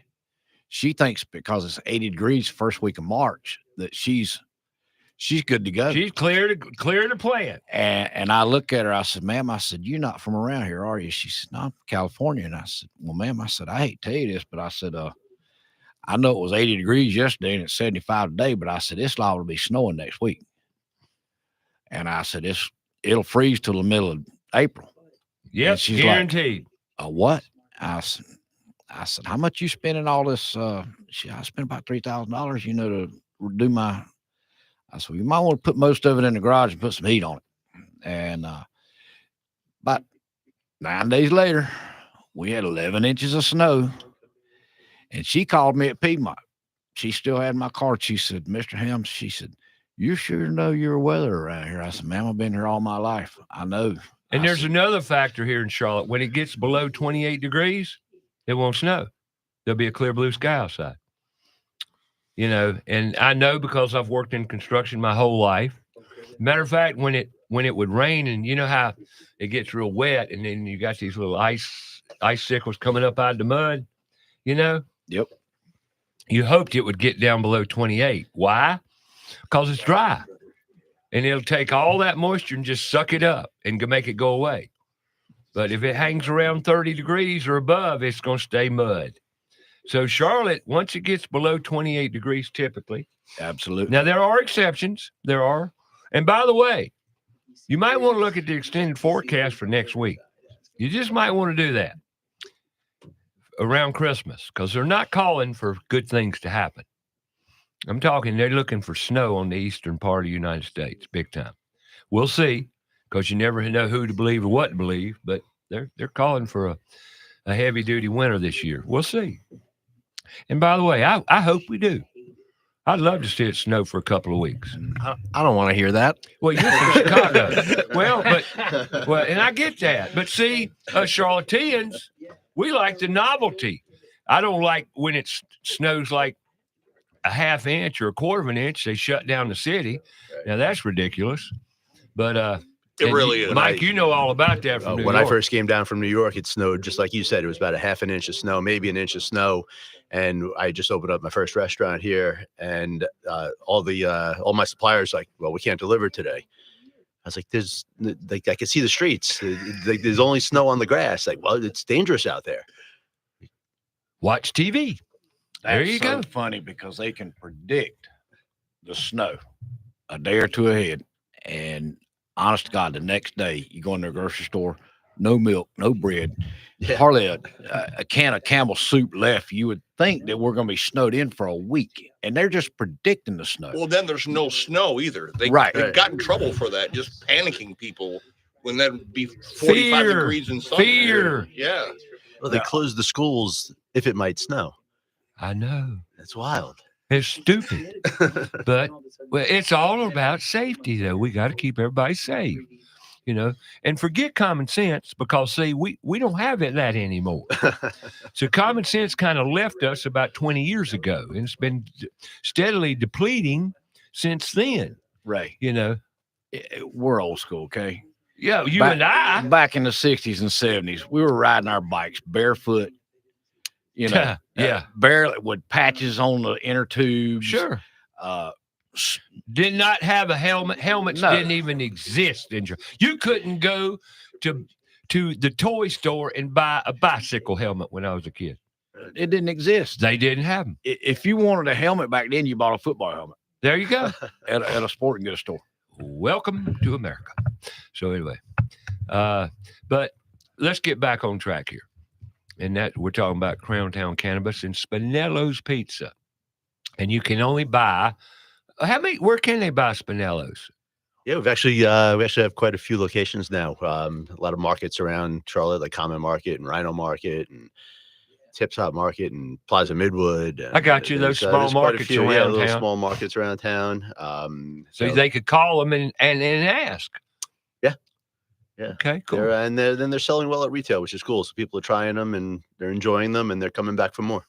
Cool. Yeah. So you can buy them at multiple locations around here. Crowntown Cannabis, Libretto's Pizza. They're frozen. You can take them home, cook them in your oven. If you go onto our website, spinellospizza.com, there's actually a store locator. You put in your zip code, and it tells you the closest location to find them. There you go. Yeah, That's we awesome. just cracked 30 locations, so we're and the we're rolling papers don't get greasy. That's like when you say I'm gonna smoke a turkey for Thanksgiving. I said, really? You smoke turkey? I said, yeah, but the rolling papers get real messed up. That's humor. Do you have your pizza ovens everywhere? No, just with you guys. Really? Okay. Yes, sir. So you got one up on them, Yeah, John. we're ahead of the game. Right. Yeah. Just another reason to come see us. Now, where do you get your pizza ovens? I got to ask that question. He provided them for us. Oh, really? And the cooler. Where do you get your pizza ovens? Where everybody gets everything. Amazon. Okay, so you get them on Amazon. Yes, okay. sir. Well, Roddy Player's going to call in here at 10 o'clock. Roddy Player's CEO of Queen City Audio, Video, and Appliance. And pizzas are big business. They're big because even at Ferguson the other night, did you see those pizza ovens? There were 2 or 3 throughout, in the showroom there that cook pizza. They have an amazing showroom. They really do. Their showroom is just mind-blowing. And everything that's there is just top-notch quality-wise. I mean, I saw a range in there the other night for, $19,000, refrigerators for $15,000 to $20,000. I mean, it's pretty amazing. Let's do it, Queen City is one of our sponsors, and, I love Queen City Audio, Video, and Appliance, but I've got to say this about Ferguson. When it comes to plumbing fixtures, and you want to see an array and a selection that will blow your mind. I agree. Ferguson Enterprises showroom over on West Summit, I think it is, Summit Avenue, right over here in South End. I was just absolutely, and I've been in the showroom many times, but the other night I kind of really looked at it. Man, it's like a kid going into a candy store. How do you make a selection when it comes to faucets? There were hundreds. Ray, there were more than hundreds. It was unbelievable. Sinks, faucets, anything plumbing, shower heads, valves, top drawer. I mean, if you want it, they got it. Yep, I agree. I mean, plumbing and fixture merchandising and appliances. Oh, my God, it's overwhelming. It's like Queen City Audio, Video, and Appliance. Their showroom is kind of like mind-blowing. Well, Roddy Player has been an institution in Charlotte for since his a daddy number- came in 1952. Oh yeah, well yeah, 1952 is when it started, and that's easy for me to I remember bought a because I was lot- born in 1952. I bought a lot of stuff from Roddy Player and his crowd over at Queen City. First credit I ever got in my life was at Queen City Audio Video and Appliance when I was 18 years old. I bought a Zenith 25-inch TV, a boat anchor nowadays, because The console one. it was a contemporary one. It was wrapped in white, stood on a little plastic stand. It's high tech back then. Had a remote control, which were just coming on board back then. They sound like those little clickers. It was all sound. It was a tone that actuated. Click, click, click. But anyway, it goes way back. But back to Ferguson. Ferguson is a major player when it comes to Plumbing. household, residential, well, even commercial. So they're in town. Anyway, when your store opens first of the year? We hope, if not sooner. If not sooner, good. Well, you go keep us posted. Absolutely. Okay? Keep us posted. And you're at the South End store now, right? Working. Well, now I've been just taking the time to get Belmont up and running. So but you're that's down that's there where I playing was. and- I got you. Okay. Well, I'm glad you came in this morning. Me too. This is great. I was going to have Mr. Sims on, but you guys are doing a great job. And John is actually Michael Sims' father-in-law, for people who don't know it. That's correct. He's Papa John to the kids. I've been called that. Yeah. He is Papa John. He is. Aren't you Papa John? what we all That's call the him. name. Yeah, it comes with being the oldest guy in the company. So Like you know, I- we're The good most with it. experienced. Yeah, we're Like good with it. Like I'm Uncle Ray now. Yeah. Where I go most of the time, I go by Uncle Ray. And that was because of the kids, because, kids don't know what to call older people. Well, they don't. Well, what do I call you? Ray? No, I go by Uncle Ray because it fits all age groups, and it takes all the guesswork out of it, I guess, So Spinello's, you got a website? You sure do. Yes. Spinello'sPizza.com. We've got an Instagram page, Spinello's Pizza. What would we do without social media these days? Right? I think What we'd would we do with that? we'd be just fine. Yeah. Oh no, we would. But advertising wise, I'm saying in some from respects, our we'd perspective, be a like, little better off, maybe. I don't getting know. the What's word that out little light about our coming on stuff, for? like- Is that your phone It's ringing? huge for marketing in that sense. Yeah. A lot of Texas coming in. Okay, so that's just an indicator letting you know somebody's trying to get in touch with you. Yeah, because I've got, You're just such a vast businessman. well, there's 6,000 contacts on this phone. 6,000 contacts. My God. That's too many. I'm sorry. Guys like Ray, they will call me and say, Bullet, do you know somebody that does this? Oh yeah. And I'll say, hold on, let me check. And I go in, I find a plumber, I find a roofer, or find somebody, and I'm like, hold on before I pass his name along. Let me call him first. So Right. I will call people that I want to give out and say, how busy are you? I just want to be up front with a guy that's wanting your name, Right. because I vetted these people. I know they do good work, but I want to make sure they're available and they do a good job. Because my name, when I give somebody's name out to another contractor or another builder, that's my name on the line.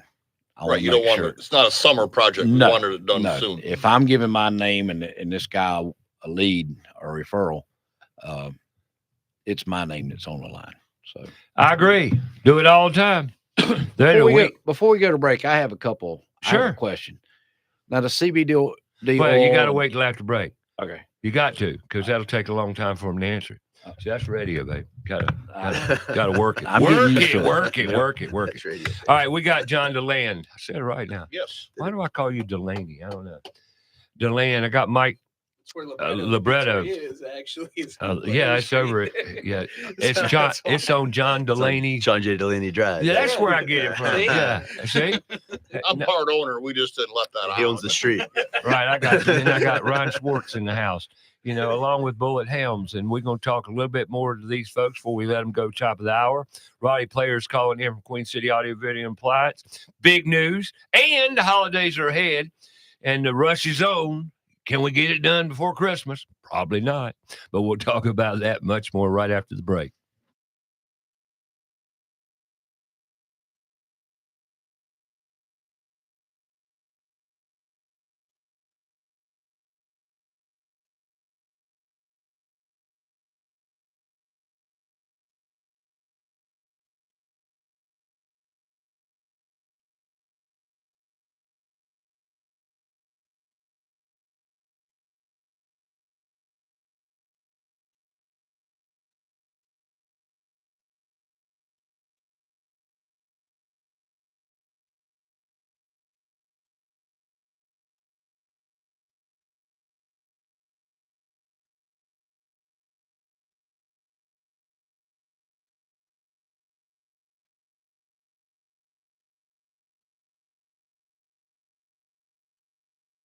Want to find out more about the show? Go to our Facebook page, About Your House Radio.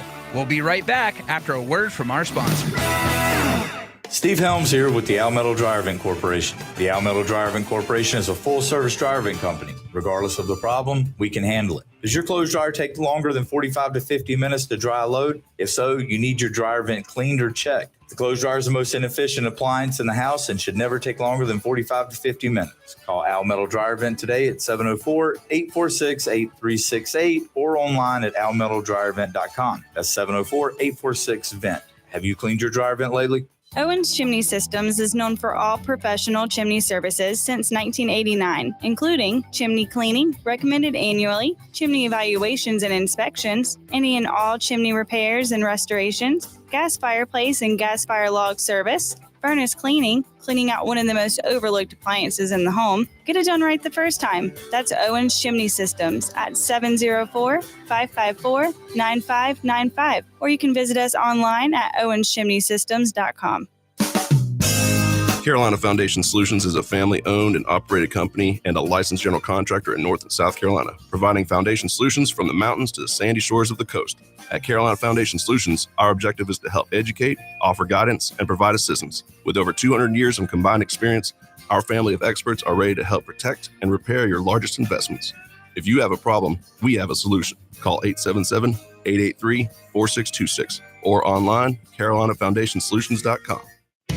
Have a comment or question for the show? Call us 704-227-8986. That's 704-227-8986. Now, back to the show.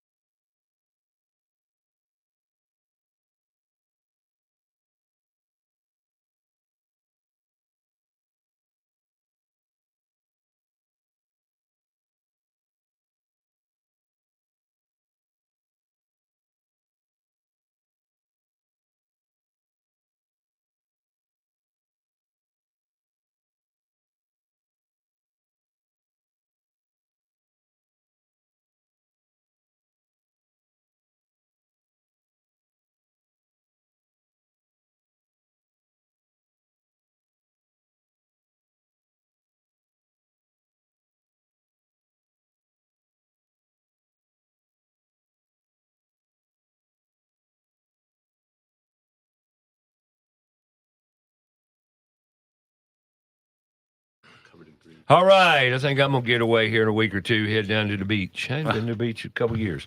Anyway, back about your house. Bullet Helms, you had a question before the break. Yeah, I wanted to, I don't want to be a Debbie Downer because I think you guys do a great job on what you do. But like Ray, we're getting old. I've got arthritis. You ain't talk for yourself, brother. Dude, I ain't old. my hands this morning, 73 is just a number. I'm just trying to get some blood in them where, everything just hurts with arthritis and back and all that. But I'm just wondering, I haven't really tried CBD oil. I've tried it in the past, but has not really had a good effect. On that note, feedback, because I've interviewed a lot of people who've done CBD oil, veterans who came back from war with a lot of injuries. One guy in particular, and he was a Vietnam vet. He was in a wheelchair, and somebody gave him the advice that y'all do too. Just because it doesn't affect you in 2 weeks, 3 weeks, 4 weeks, doesn't mean it's not going to affect you. Sometimes it takes a while. Maybe I haven't given it. You didn't give it the right chance, because he said that he tried it and he was going to quit doing it. And he said, but people told me to hang in there. It will become effective. And he said one day he woke up and his life changed. And this is a true story. And I've met this man in a wheelchair, but he said that day he could feel different, just different. Didn't know what it was, but he said he got up and danced that day. So there are testimonials, and I can go further. So give it time. Be patient.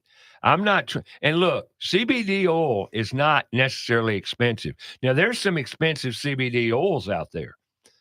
And, John, you can talk to this fact. But what I buy, the Green Serene lemon, I've been buying it for 5-6 years now. And it's very effective. And it's less than $30 for a, and their product has great test results. It's good quality product. Yeah. They got lemon, so the taste doesn't bother you, So, yeah. Well, they really work for like your question about, we have one that has CBD and CBG combination in the oil. CBG is great for pain and inflammation. That would be what I'd recommend for arthritis people. I have some arthritis in my spine of all places, and I take it every day. And you just got to stick with it. I try to tell people that are new, take it for a month before you commit to whether it's working or not working, because they're expecting this. It's not going to take a first day and it's like, wow, it's better. And it's important to take it every day. Don't overtake it. Take a particular amount, kind of start low and take that every single day, because our bodies don't store it. It's like a vitamin. You got to reintroduce it every day. So the more consistent you take it, the better your results will be. We'll definitely be talking, but my next question is, I've always been kind of afraid to take some of this stuff.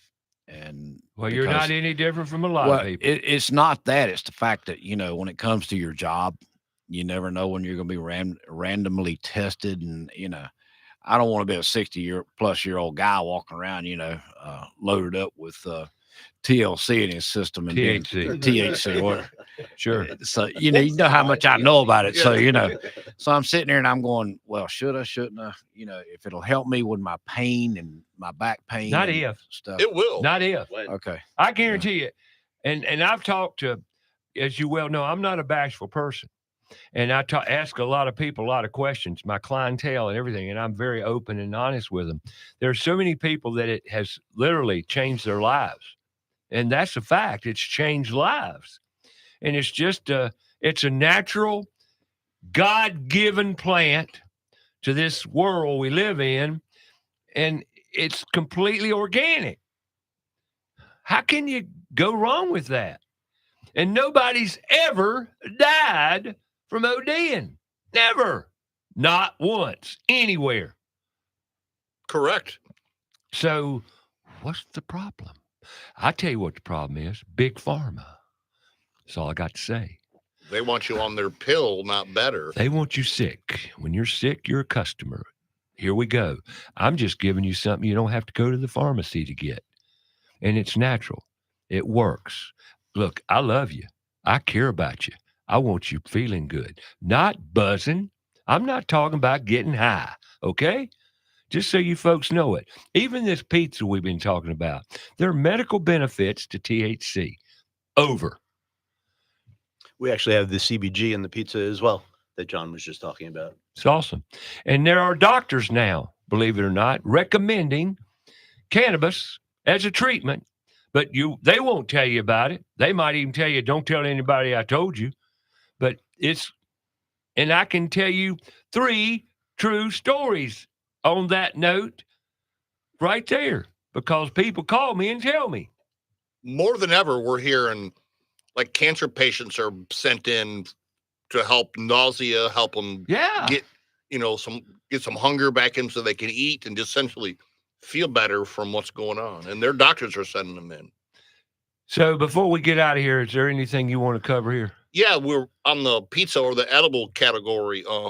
We have a wide range of edibles, all varying milligrams from 3 milligrams per dose, very mild, all the way up to one of our newest ones. We have a peanut butter cup that's 75 milligrams, but it's my favorite edible we've ever had. They sell like crazy, but there's a lot of different strengths for everybody. Has a little different reaction or where they have comfort zone. 3 milligrams are great for some people. And well, I eat the whole peanut butter cup. So That's right. But from, they go to up to 10, 20, 25. We've got a 50 milligram. That's the new fast acting where you feel this in about 15 minutes. That's kind of the new thing in edibles is quicker reaction time. Typically it's an hour. Gotcha. So go ahead. No, one of the things that we worked on with the pizza was actually because the pizza has the dough and the cheese and it's a slow digest. It took a minute for the effects to kick in. So we started working with some different ways of infusing different products that actually help you assimilate the THC faster.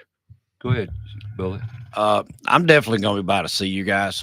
I'll get the information from Ray. I think I'm going to make a call to HR on Monday and to my HR department just to see, tell them I'm going on. And here's the thing. If the CBD oil, that's the only form you're putting THC in your body, yeah, it'll show at a level that represents what you're doing, an absolute tiny amount.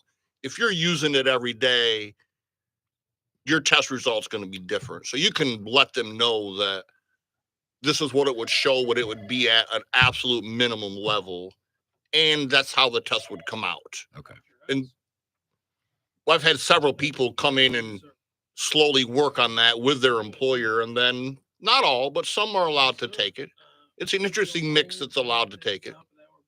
But I do believe in it. I take it. And of course we eat the edibles. I mean, we're there. The stuff's great. Right. Yeah.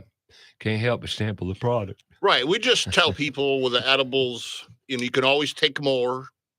You cannot untake it. Because where they go wrong is they go home, they have one. They say, I'm not feeling it. And it's been an hour. No, it's been like 11 minutes. And then they have more. And then it can, you can take too much of it. Now, I've got to tell a true story here just to let people know. Can you OD on it? Yep, you sure can.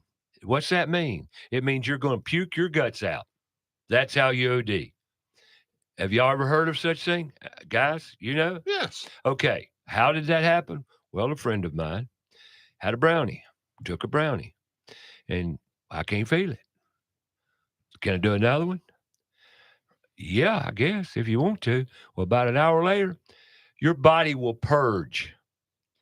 If it has too much, and she just barfed like she went. And there's another. If you're a smoker and you're out to get high and you want to diminish the high, I don't know if you know that CBD oil will counteract the high. Did you know that, Mike? I did not. Yeah, it'll take the edge off. It takes the edge off. Regular CBD oil after that, because some people never ever get into THC, regardless whether it's an edible or smoke, whatever, but yet say, I don't like the way I feel. Well, okay, then do some CBD oil. It will bring that down. Well, there's some of the milder milligram edibles that actually have a 1-to-1 ratio CBD just for that reason, to just makes it very mild, kind of takes the edge off for you. I got you. Guys, thank you. Thank you. Thank you, Thanks Ray. so much. And Ryan, thanks for the pizza, big guy. My pleasure, Uncle Ray. And where you hang out? You at the restaurant? I'm at the restaurant quite a bit. Yeah, sure. Okay, I'll come see you. Love it. Love to. John, we'll see you at the store. Ryan, we'll see you at the store. And y'all go have a great weekend. And thank you for coming in.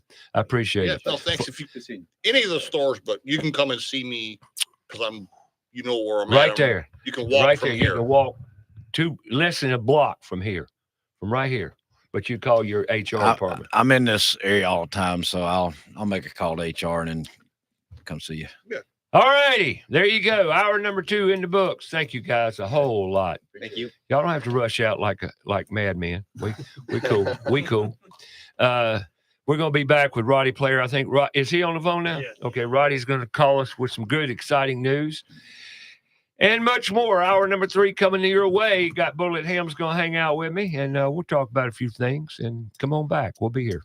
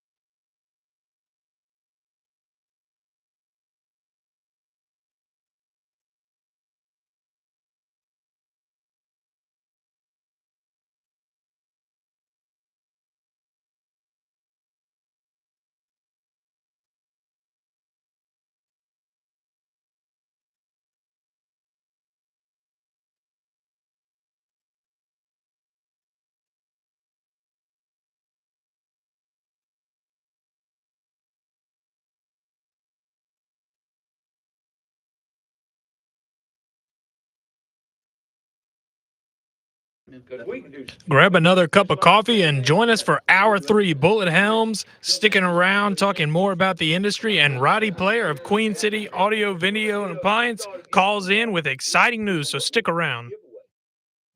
About Your House is brought to you in part by PutToolsInSchools.org, connecting students to tools of the trades and raising awareness of the many career pathways. Also brought to you in part by Carolina Foundation Solutions, a licensed general contractor in North and South Carolina. From the hills to the coast, if you have a problem, they have a solution. So sit back, relax, and enjoy some time with us. We'll share our knowledge and provide encouragement to improve not just your home, but every aspect of life. And now, here's your host, Ray Terry.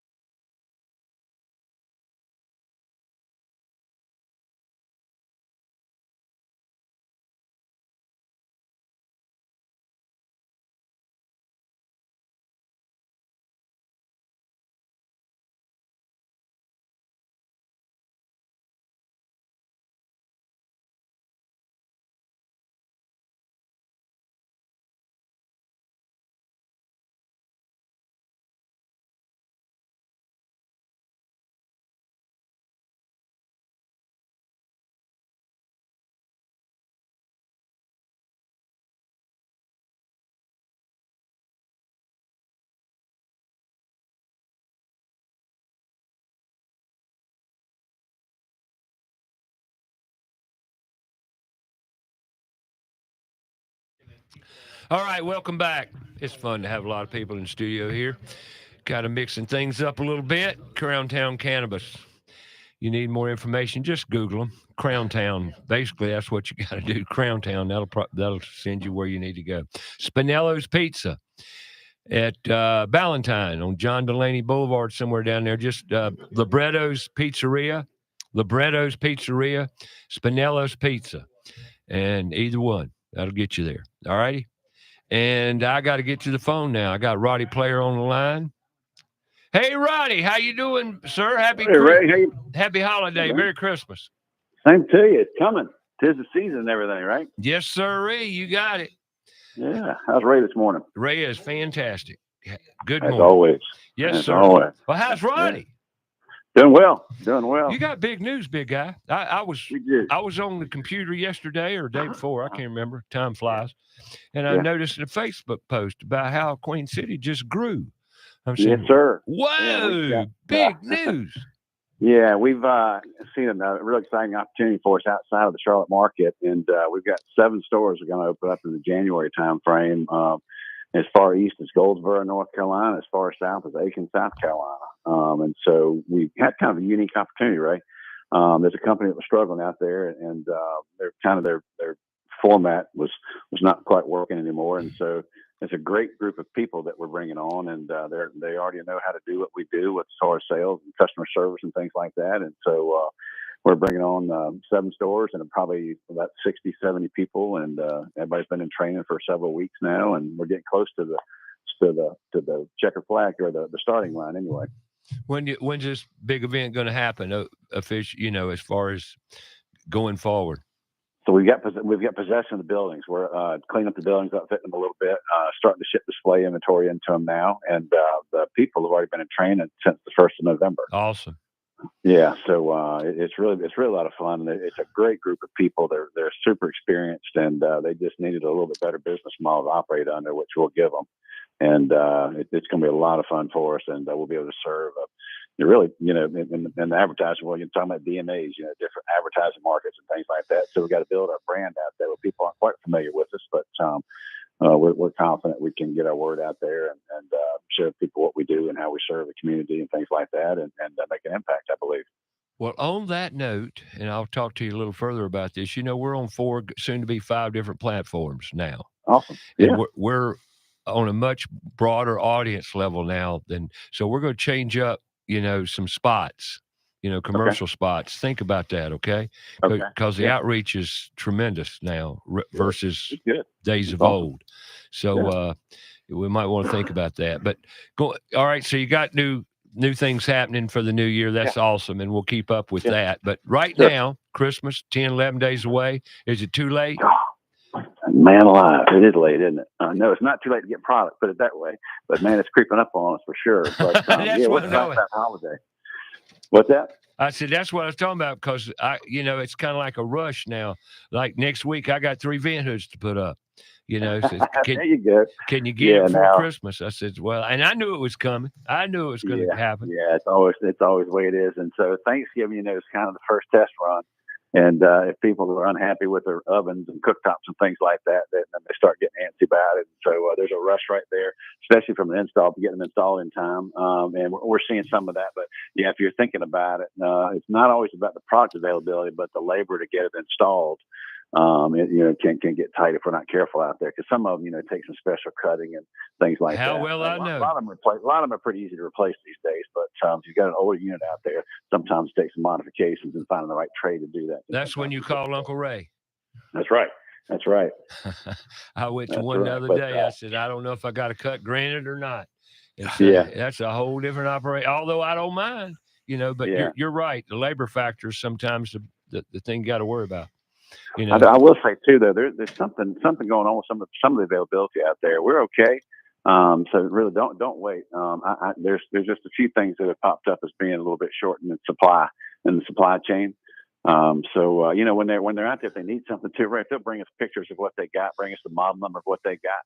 It sure does streamline the process, because we can look up old dimensions on units on old units.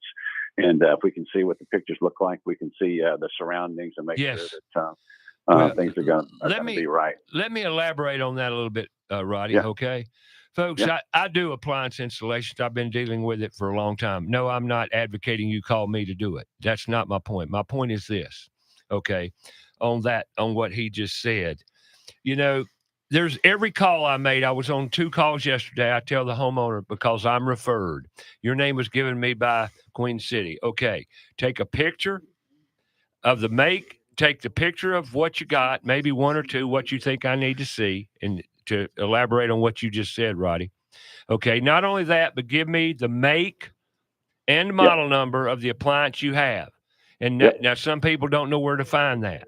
Okay, and I'll help them through it, and so will the people at Queen City, because that gives them and me all the measurements and data and information we need to find what will replace it, right? And then not only what will replace it, but what's needed in that replacement. If it's an 8-inch vent versus a 10-inch vent, these are things that you can't see. Right. But the make and model number tell us all the information we need. And there's just no such thing as standard, Ray. I swear. No. People think they got a standard size this and a standard size that. Well, there's 88 different standards, different sizes. So how can one be standard? Exactly. And not only this, but another thing, Roddy and me, we talk about every time he's on the show. If you don't know how to read a tape measure, call a neighbor that does. When you go buy a refrigerator, measure that opening the refrigerator goes into. There is not in a standard refrigerator anymore. Right. And that's why we want pictures too, because sometimes there'll be a wall on one side or the other that won't allow the doors to open up fully. right, and restrict your access to get into the refrigerator. So we try our best to make sure we get all that information, and just we want to make it easy for our customers that come in to visit us. And there's nothing worse than taking something out there that won't fit, and even doorways, right? We'll find doorways will be tighter than the space in the kitchen, and so we can't get them in the doorways sometimes. Even if we take the doors off, they can be tight. So measure the doorways. And a big one, are washer and dryers, laundry equipment. Speaking of doorways, you can't get a 29-inch refrigerator. A 29-inch refrigerator in a smaller opening than that. Excuse me, a 29-inch laundry appliance through a smaller door. Yeah, I ran one this week too. These, the push for bigger and better capacity and things like that. So capacity is increasing, which means you can't get the same tub and the same size piece of metal, but so they're getting taller, they're getting wider, and sometimes. And so I had one this week where somebody had them under a counter. There's also a sink in that counter, so nothing will fit anymore in that same kind of space.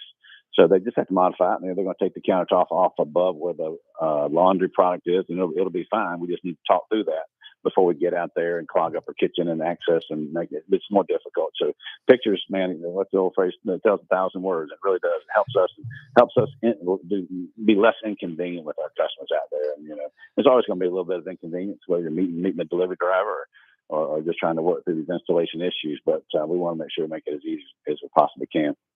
Yes, sir. The more information you walk in that store with, the better off you're going to be too on your part, because you're not going to have to make another trip. And we're just trying to help you. And one more thing I want to talk about, and that's clearance from the floor, from the top of your floor to the bottom of the countertop when you go buy a dishwasher. Yeah. If you've got buildup, there's so many dishwashers that have been encapsulated through the years where they put ceramic floor or some tile floor or floor and which elevate it and make that dishwasher trapped and you can't get it out. Oh, they can be cut out, and I've done quite a few of them through the years. But be sure you check that, because there are dishwashers out there that can fit. Let's say in layman's terms, though, Ray. So what they've done is they put a new floor on top of an old floor without tearing it out. That's right. And what that does is the opening where that dishwasher gets tighter, and so the dishwasher won't slide out because it's, like you said, it's trapped in there without cutting the legs off, and then it also is difficult to get a new one in there. Yep. So when people are trying to save a nickel, by not tearing out old floor and they put new flooring in, that's the consequence of that decision. And so the flooring people, hopefully they talk about that, but I'm not sure they do sometimes. But that's what we find. They put a new floor on top of an old floor without tearing out the old, and therefore you run into that kind of situation. And these are big points when you go buy appliances. Wouldn't you agree, Roddy? Absolutely. What's like I said, and you can see, because you can look at that dishwasher, look at the floor down there and see that where it's raised up. It might be a quarter inch or something like that sometimes on the new floor, the new tile. And so you can see that it's been built up over an old floor, and that's where we just need to talk about it and then get better dimensions, be more specific. So dishwashers, you hope are standard, but we run into we run this every week, Ray. We run into that. We really do every week. That's why I brought it up. I'm trying to cover the bases here, Roddy. Yeah. Things that we both addressed for many, many, many years in the appliance world. It's absolutely incredible. One more thing I want to bring up, though, is talk about that we bring up every time. You sell a lot of TVs. We do. What's new in the TV market this year? Here we're at Christmas, folks. You thinking new TV? Let's talk about it. Football playoffs. We got 12 teams this year in the college playoffs, and NFL playoffs are right behind that. So there's a lot going on. And so, we do have a special buy on a 75-inch television this year, smart TV for $498. So that's going to be one of our highlights. What size? 75-inch, $498. Isn't that crazy? Are you kidding me? Yeah, but it's that time of year, and the OLED technology is great, and QLED that Samsung's got's great product out there. It's really just you wonder how can you get any better, and it's just such good performing product out there, and it looks good, and it's easy to hang these things these days, and really.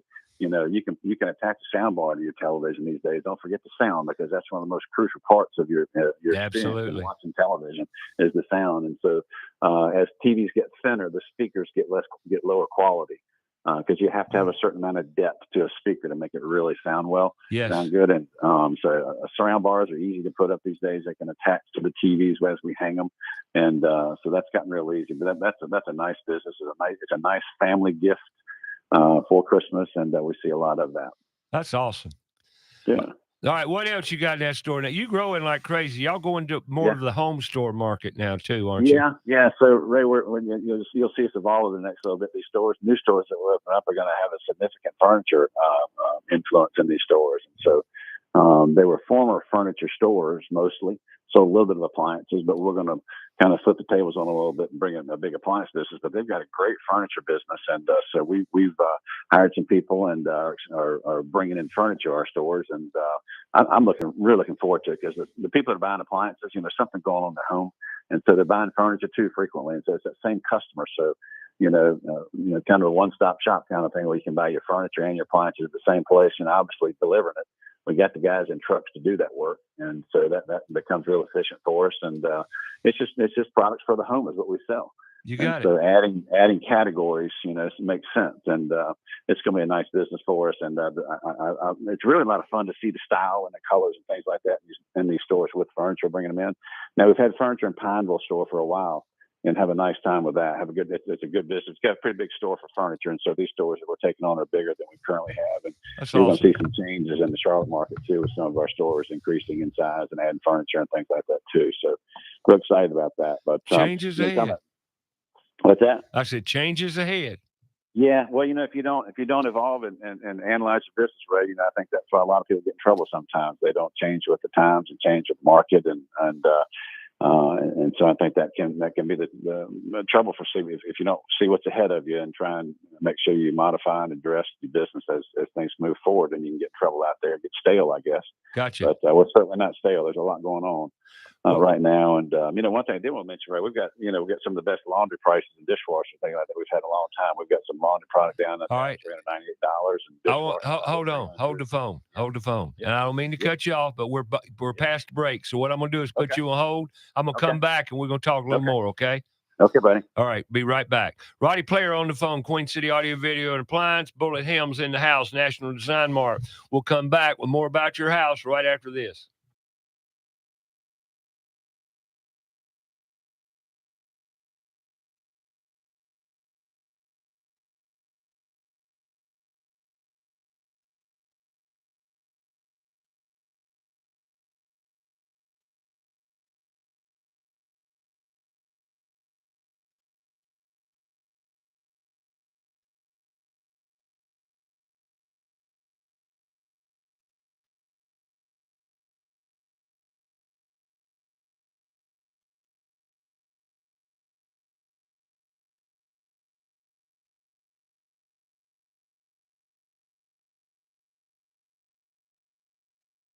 The show, go to our Facebook page, About Your House Radio.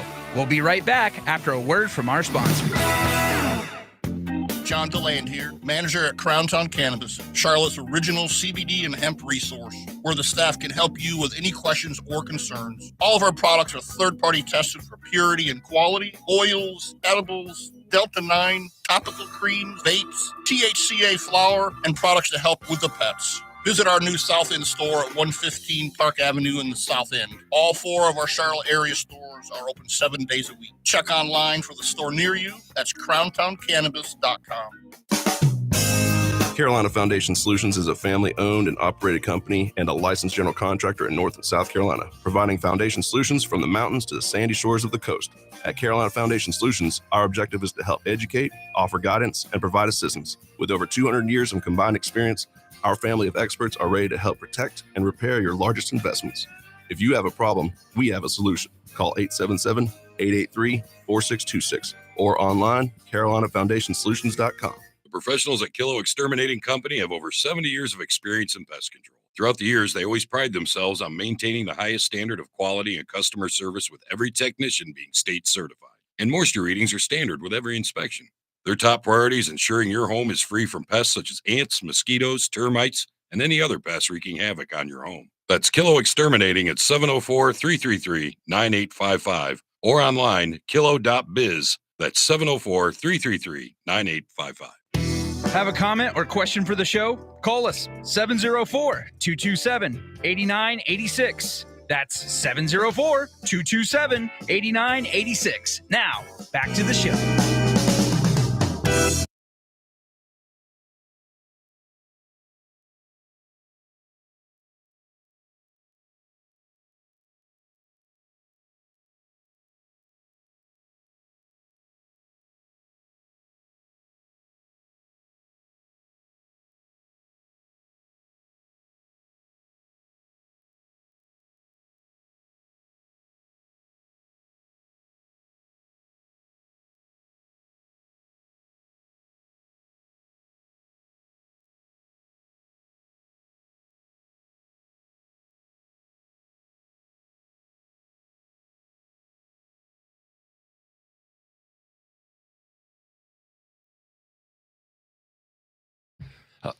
All right, welcome back.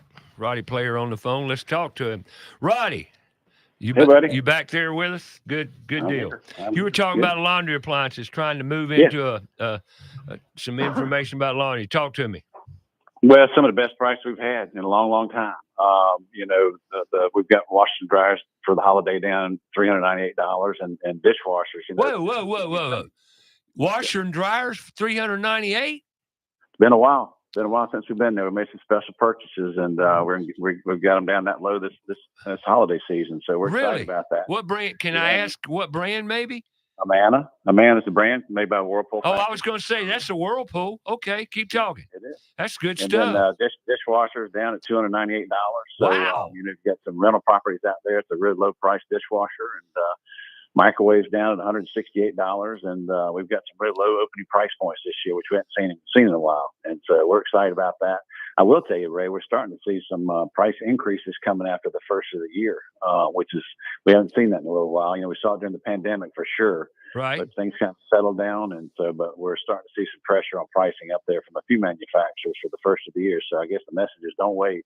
If you need something in the next month or two, then it's time to get on it, get started trying to figure out what you need, and let's get it done now instead of waiting. Like I said, we may see higher prices in that February, March time frame. I hear you. Any other news we need to be aware? God, I got to reflect back on the $398 washer and dryer price. Yeah, it's been a while. It's a basic one, right? It's a basic one. It's not one of these, things that people, sometimes more expensive washing machines are the ones people are the least satisfied with these days. And the more maintenance on them with motherboards. Yeah, you're right. And so it's a good model. It's a good, it's just a good, powerful, hardworking machine out there. So, that's another thing that we talk about too, Ray. The lifespan of appliances is a little bit different these days. You got that right. And so, but it's not a negative thing necessarily, because these machines are not built for years of use like we used to talk about, 10 years, 11 years, 12 years, but they were built for a number of uses. And so since that pandemic, things have changed so much. We're home more often. We're opening that refrigerator more often. We're wearing more casual clothes, so the washing machine's working more often. And so we're getting the same number of uses out of these products, but it's probably taking 7 or 8 years instead of 10 or 11 years to get that same number of uses. So I'm glad you brought that up. Lifespan. Yeah, it's a different way of thinking about it. Yeah, it is. And so, it's not that we just need to be prepared for that a little bit. And I wouldn't say we're selling lesser quality products. It's just we're using them so much more. Think about the time if you're at home working, how many times you go to the refrigerator, open up, look in there, and don't get anything out. That's right. Yeah, you're right. So we're opening the hinge, and the compressor's going to turn on to start cooling again. And so those are the kind of things we're dealing with out there. But we've got some good product out there these days, and it's just a little bit different. The number of uses has gone up in annually, so the lifespan's a little bit shorter as far as years go, but still good product out there for sure. Well, Roddy, I appreciate you taking Saturday morning, giving us a call, and kind of catches us up on all the good news. Go ahead. Bullet wants to talk to you. Good morning, Roddy. How you doing? Bullet, you there, Roddy? Man, I'm telling you, I'm tickled to death for you. That's Ray. When Ray and I talked the other day, he said, "Man, we got some exciting news with Queen City," and I said, "Well, I wouldn't doubt that one bit. Roddy's been a part of this community for so many years, and I can't imagine anybody in this town not having bought something from Queen City. I know I have. So. Yeah. Well, I'm glad you got some good things going on out there too. You've been talking about flooring and stuff like that today, and what you working on? Well, we've got some builders we're bringing on. Good. It's just we're making headway into. They asked me to start calling on some commercial a little over a month ago, and I think we're looking at about 15, 20 bids already, and good deal. We're pretty excited. I've got about 10 more commercial customers that'll be coming on, and a lot of builders that are going to give me some opportunities the first of the year. I'd hate to add up all the years of experiences on this three-way call right here now. Yeah, you got a few years in. You're right about that, Roddy. Oh my goodness, but we're young in heart, and high in energy though. That's a good thing. Yes, sir. We're talking 150 plus experience. Crazy, isn't it? Yeah, crazy. But like you say, young in heart and high in energy, we get the work done, and thankfully we've got some great people working with us, and I know you guys do too. We can't do it ourselves, but hopefully carry through the culture and the focus on the customers, and just do the right thing out there, and everything works out. Amen. Well, you know the secret to that for your success and anybody's success is you're only as good as the people in front of you and behind you. Exactly. Yeah. And Yeah. you've got to have good on both sides to make us look good. Sure. Sure do. Sure do. Well, Roddy, thank you for calling. Hey, I buddy. appreciate you, You bet. brother. Always. Hey, good guys. Take care now. All Talk right. soon. Happy New Year. Merry Christmas. Take care. Congratulations. We'll talk soon. Bye-bye. And he's out and got Bullet Helms in the house. And we hadn't even talked about National Design Mart yet. Now it's that to go. I want to ask you a question. Now, you've been with them how long now? How many months? Since July 1st. 6 months, going on 6 months now. Okay.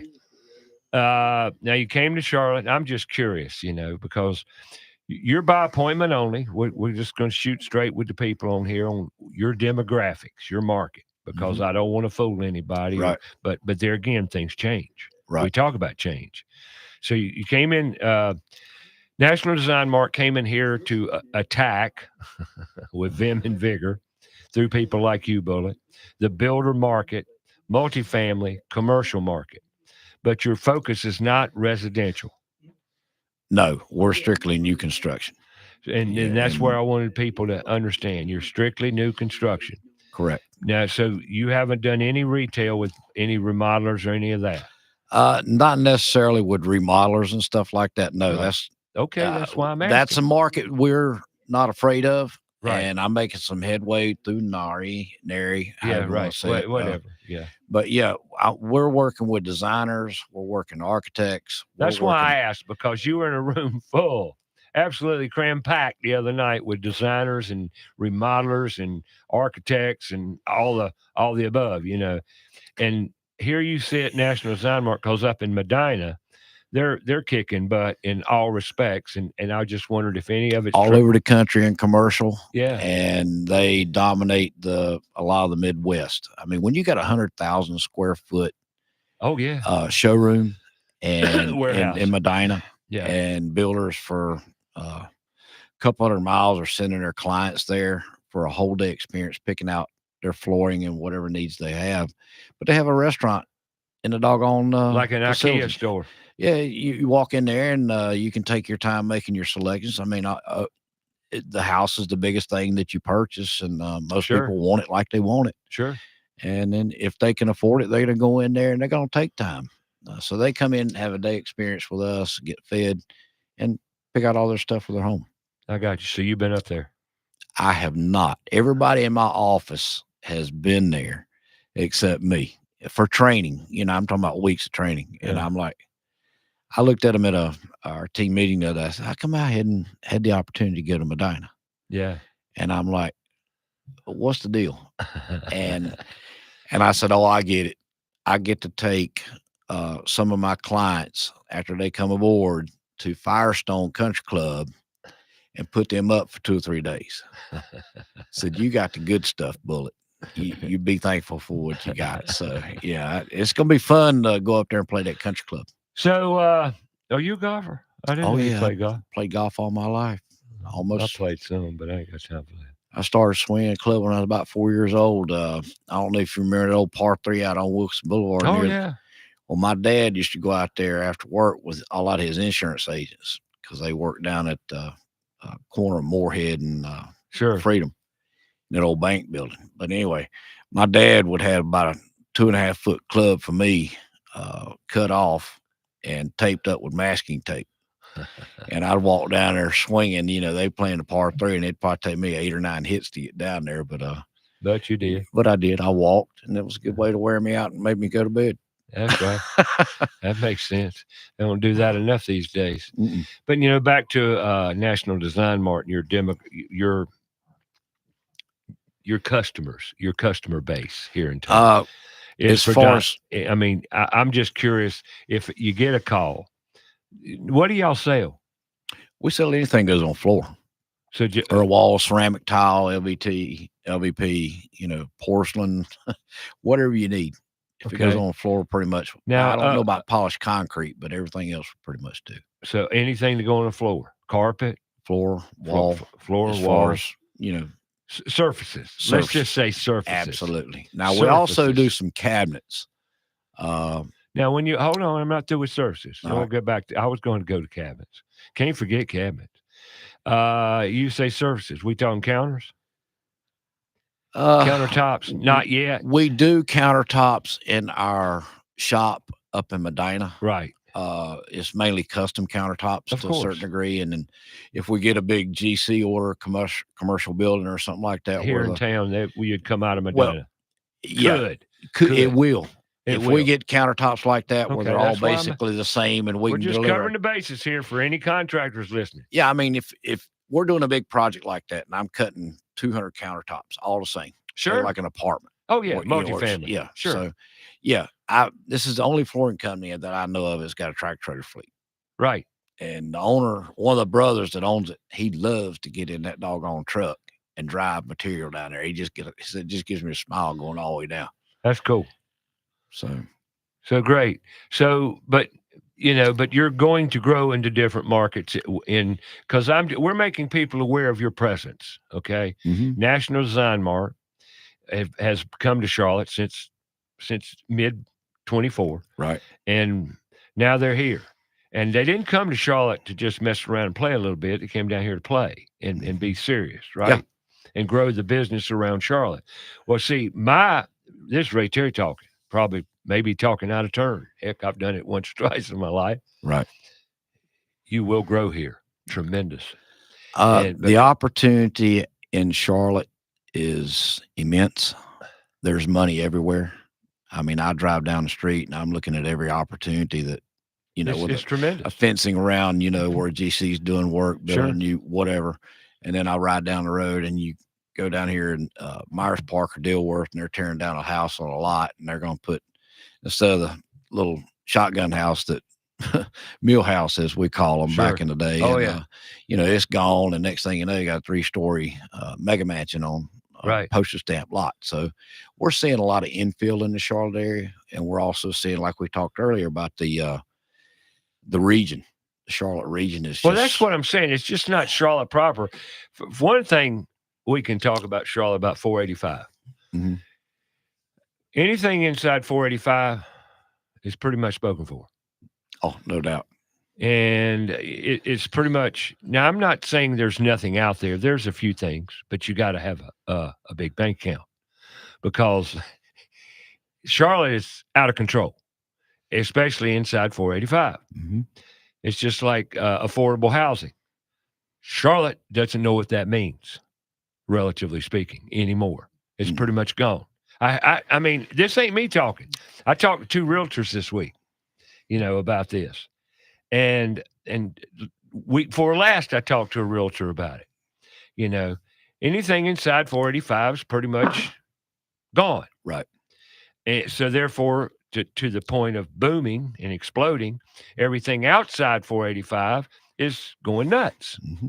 And if not now, give it a year. There's no question. So that's why I posed the question, with as much opportunity as here. And it's a bit hectic right now. And Lord of mercy, with the new year coming in 25, who the heck knows what's going to happen right to the Charlotte real estate market and beyond.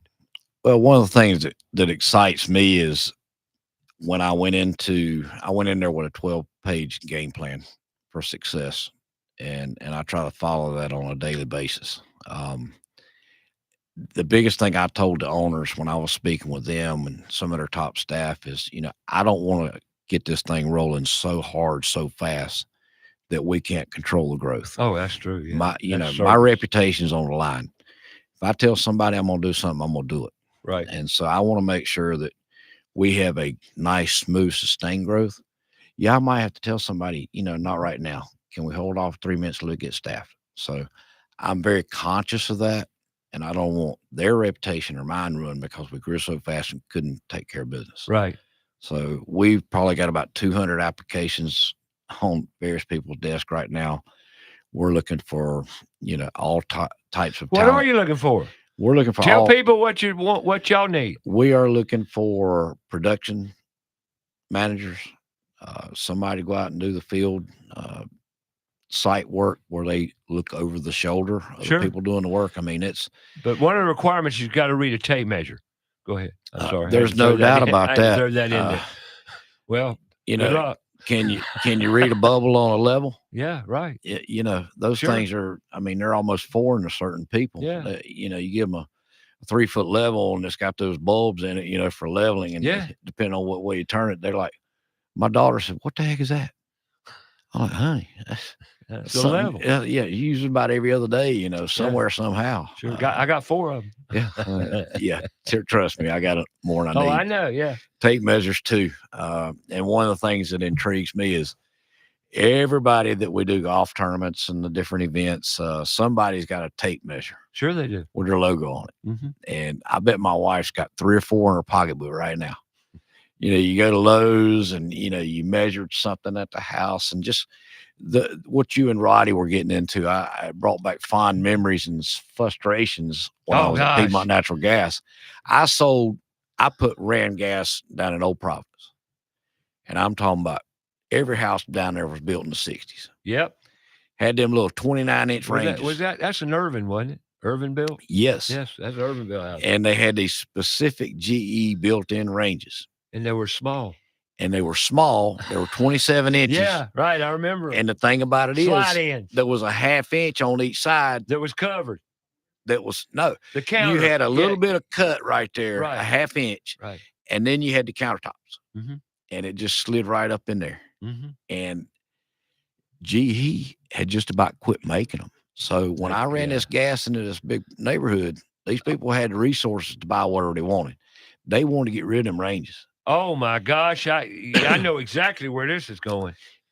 You didn't have room to put a back 30 then. inch. All we had was 30 inch. Today's all there ain't no more 27. There was no such thing except that GE. That's it.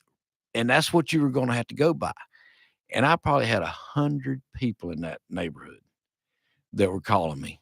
Hey, Bullet, I got your name from the neighbor. Right. You know, you just sold her this. Sure.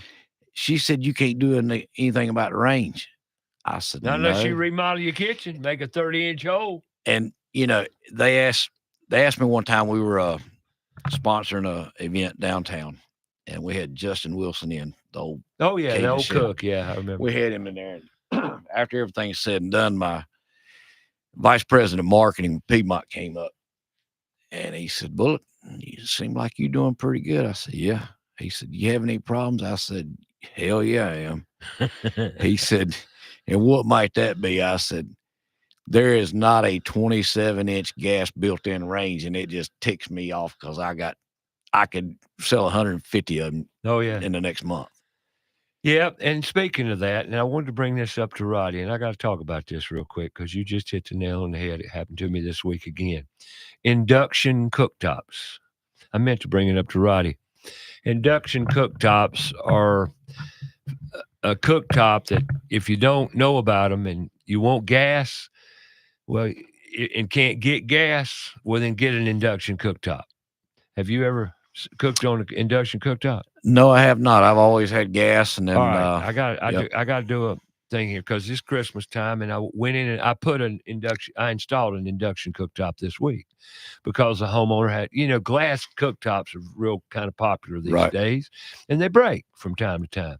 Drop a pot on it, whatever reason, they're pretty tough and durable, but they do break. And so this customer had a regular old electric glass top electric cooktop, but it had a crack in it. So they said, okay, what the heck? We're in here buying a vent hood. Let's just go ahead and buy a new cooktop. They bought an induction cooktop, and I put it in. And it reminded me again that being a cook, I love to cook, and I love gas because gas, you cut it on, it's on, and you got heat immediately, and you don't have to wait. And plus, a good gas cooktop, it just cooks good. They just cook good. Okay. They do that, but I'm going to tell you something funny about gas. When they first came out with these expensive units like Thermador and some of the others that had the vent that came. Oh, telescoping vent, sure. Yeah, up and down. Sure. According, and they were expensive as they all still get are. out back there. Still are. Well, anyway. They're even more than they used to be. Go ahead. They used to send all these manufacturers. We had a testing and research facility at Piedmont. Right. Charlie Holton wrote it. Great guy. He called me up one day. He said, hey, Bullet, come here. I said, what's going on? And back then you could smoke in the building. He's standing there with a cup of coffee smoking. He said, test that water right there. I stuck my finger in the water. I said, that's lukewarm. He said, it's been on a gas burner for 20 minutes. And I said, get out of here. Where's the heat going? He said, it's being sucked under that duct right there by fan, and there's no heat on the flame. Right. And I'm like, but that's changed. That has changed. The advances in all that technology has changed enormously. But let me go back to induction. Okay. Now, if you get an induction cooktop, it's magnetic induction energy. Okay, it's a direct energy weapon on your stovetop. Okay, and I'm gonna say that's in nuts and but that this technology is unbelievable. Well, I heard on a commercial or whatever, I saw it, you could boil water in 90 seconds. I says, no way. No way. Well, I just took that, you put it in your memory in 90 seconds. Well, I never got to play with one until last year. Now I'll come back after the break and tell you what happened. I've told you the story before, so you old listeners, you've probably heard it before. But I got to play on an induction cooktop, and that's why I wanted to bring it up now, because the prices have come down considerably. We'll be back to talk about it right after this break.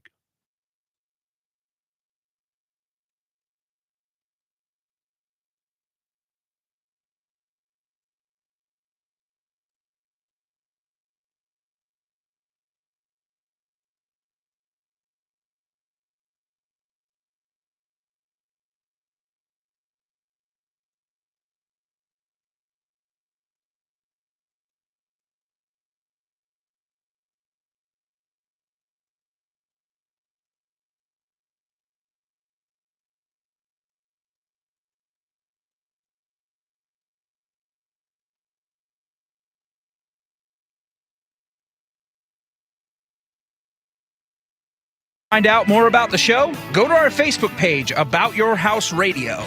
We'll be right back after a word from our sponsor. Owens Chimney Systems is known for all professional chimney services since 1989, including chimney cleaning, recommended annually, chimney evaluations and inspections, any and all chimney repairs and restorations, gas fireplace and gas fire log service, furnace cleaning, cleaning out one of the most overlooked appliances in the home. Get it done right the first time. That's Owens Chimney Systems at 704-554-9595. Or you can visit us online at owenschimneysystems.com. Go outside and take a look at your home. Are the gutters doing their job? The number one enemy to your home is water. Most homes are built with small, inadequate gutters and small downspouts. ABS Insulating has a division of the company that does nothing but gutter services. All gutter services: cleaning, maintaining, repair, new downspouts, replacement, and new gutters with many types available. They're a leader when it comes to gutter protection.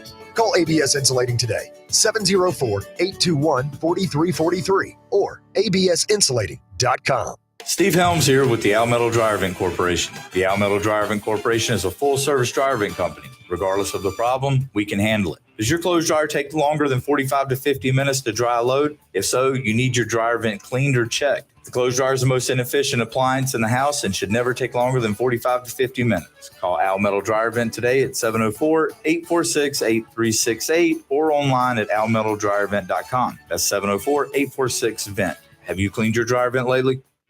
Have a comment or question for the show? Call us 704-227-8986. That's 704-227-8986. Now, back to the show.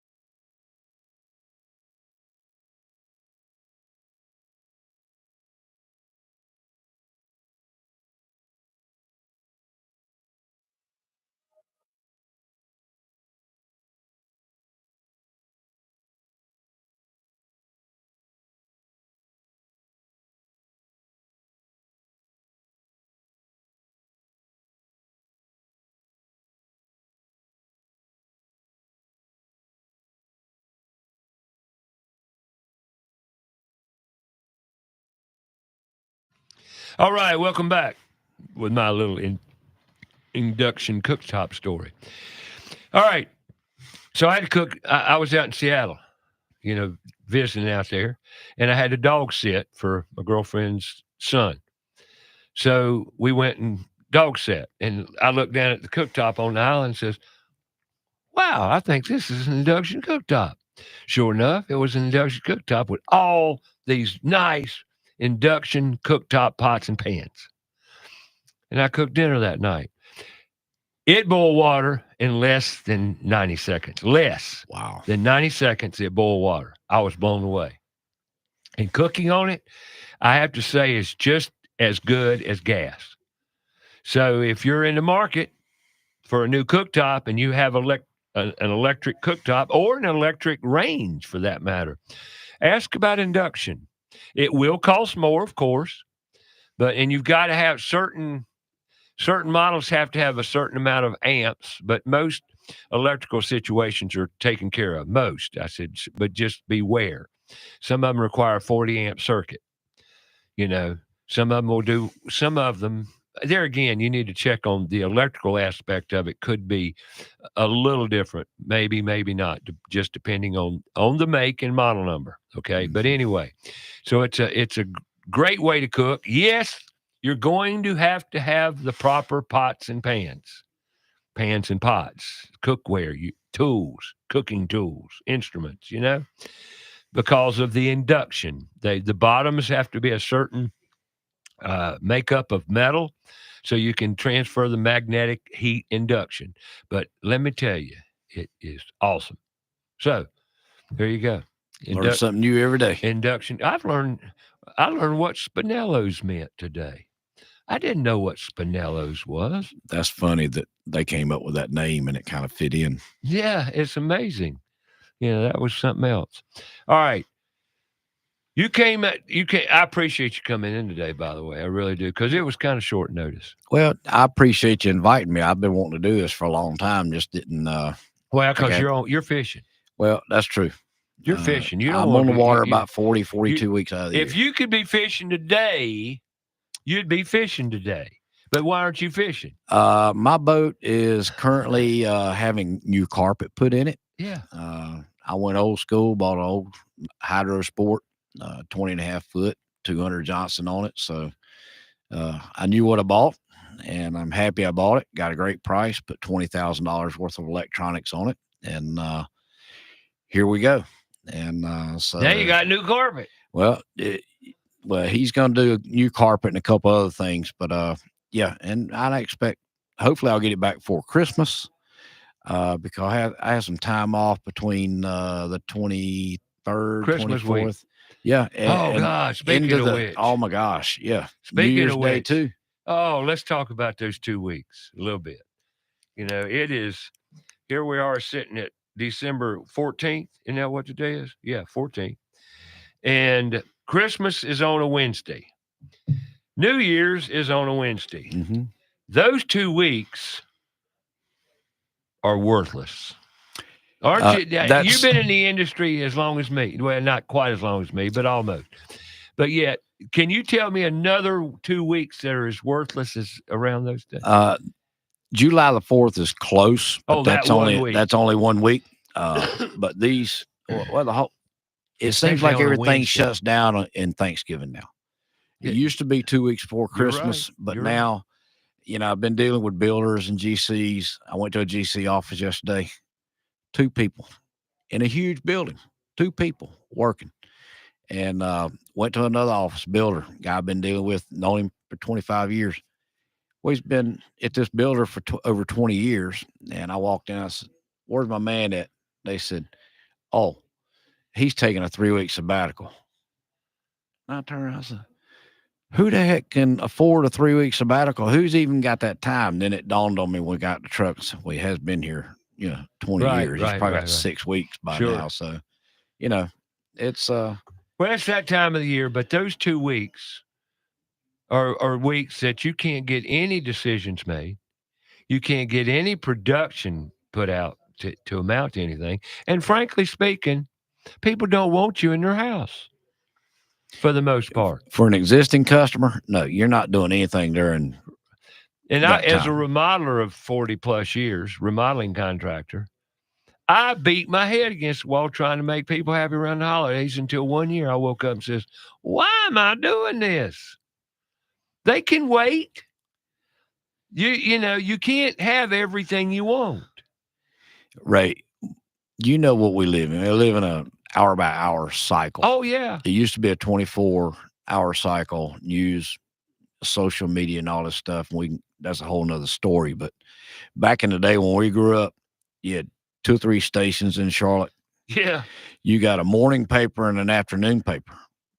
And then you had Walter Cronkite. That was all the news you got. That was basically it. And, now everything's spur of the moment. You sit Got to here have it in an hour.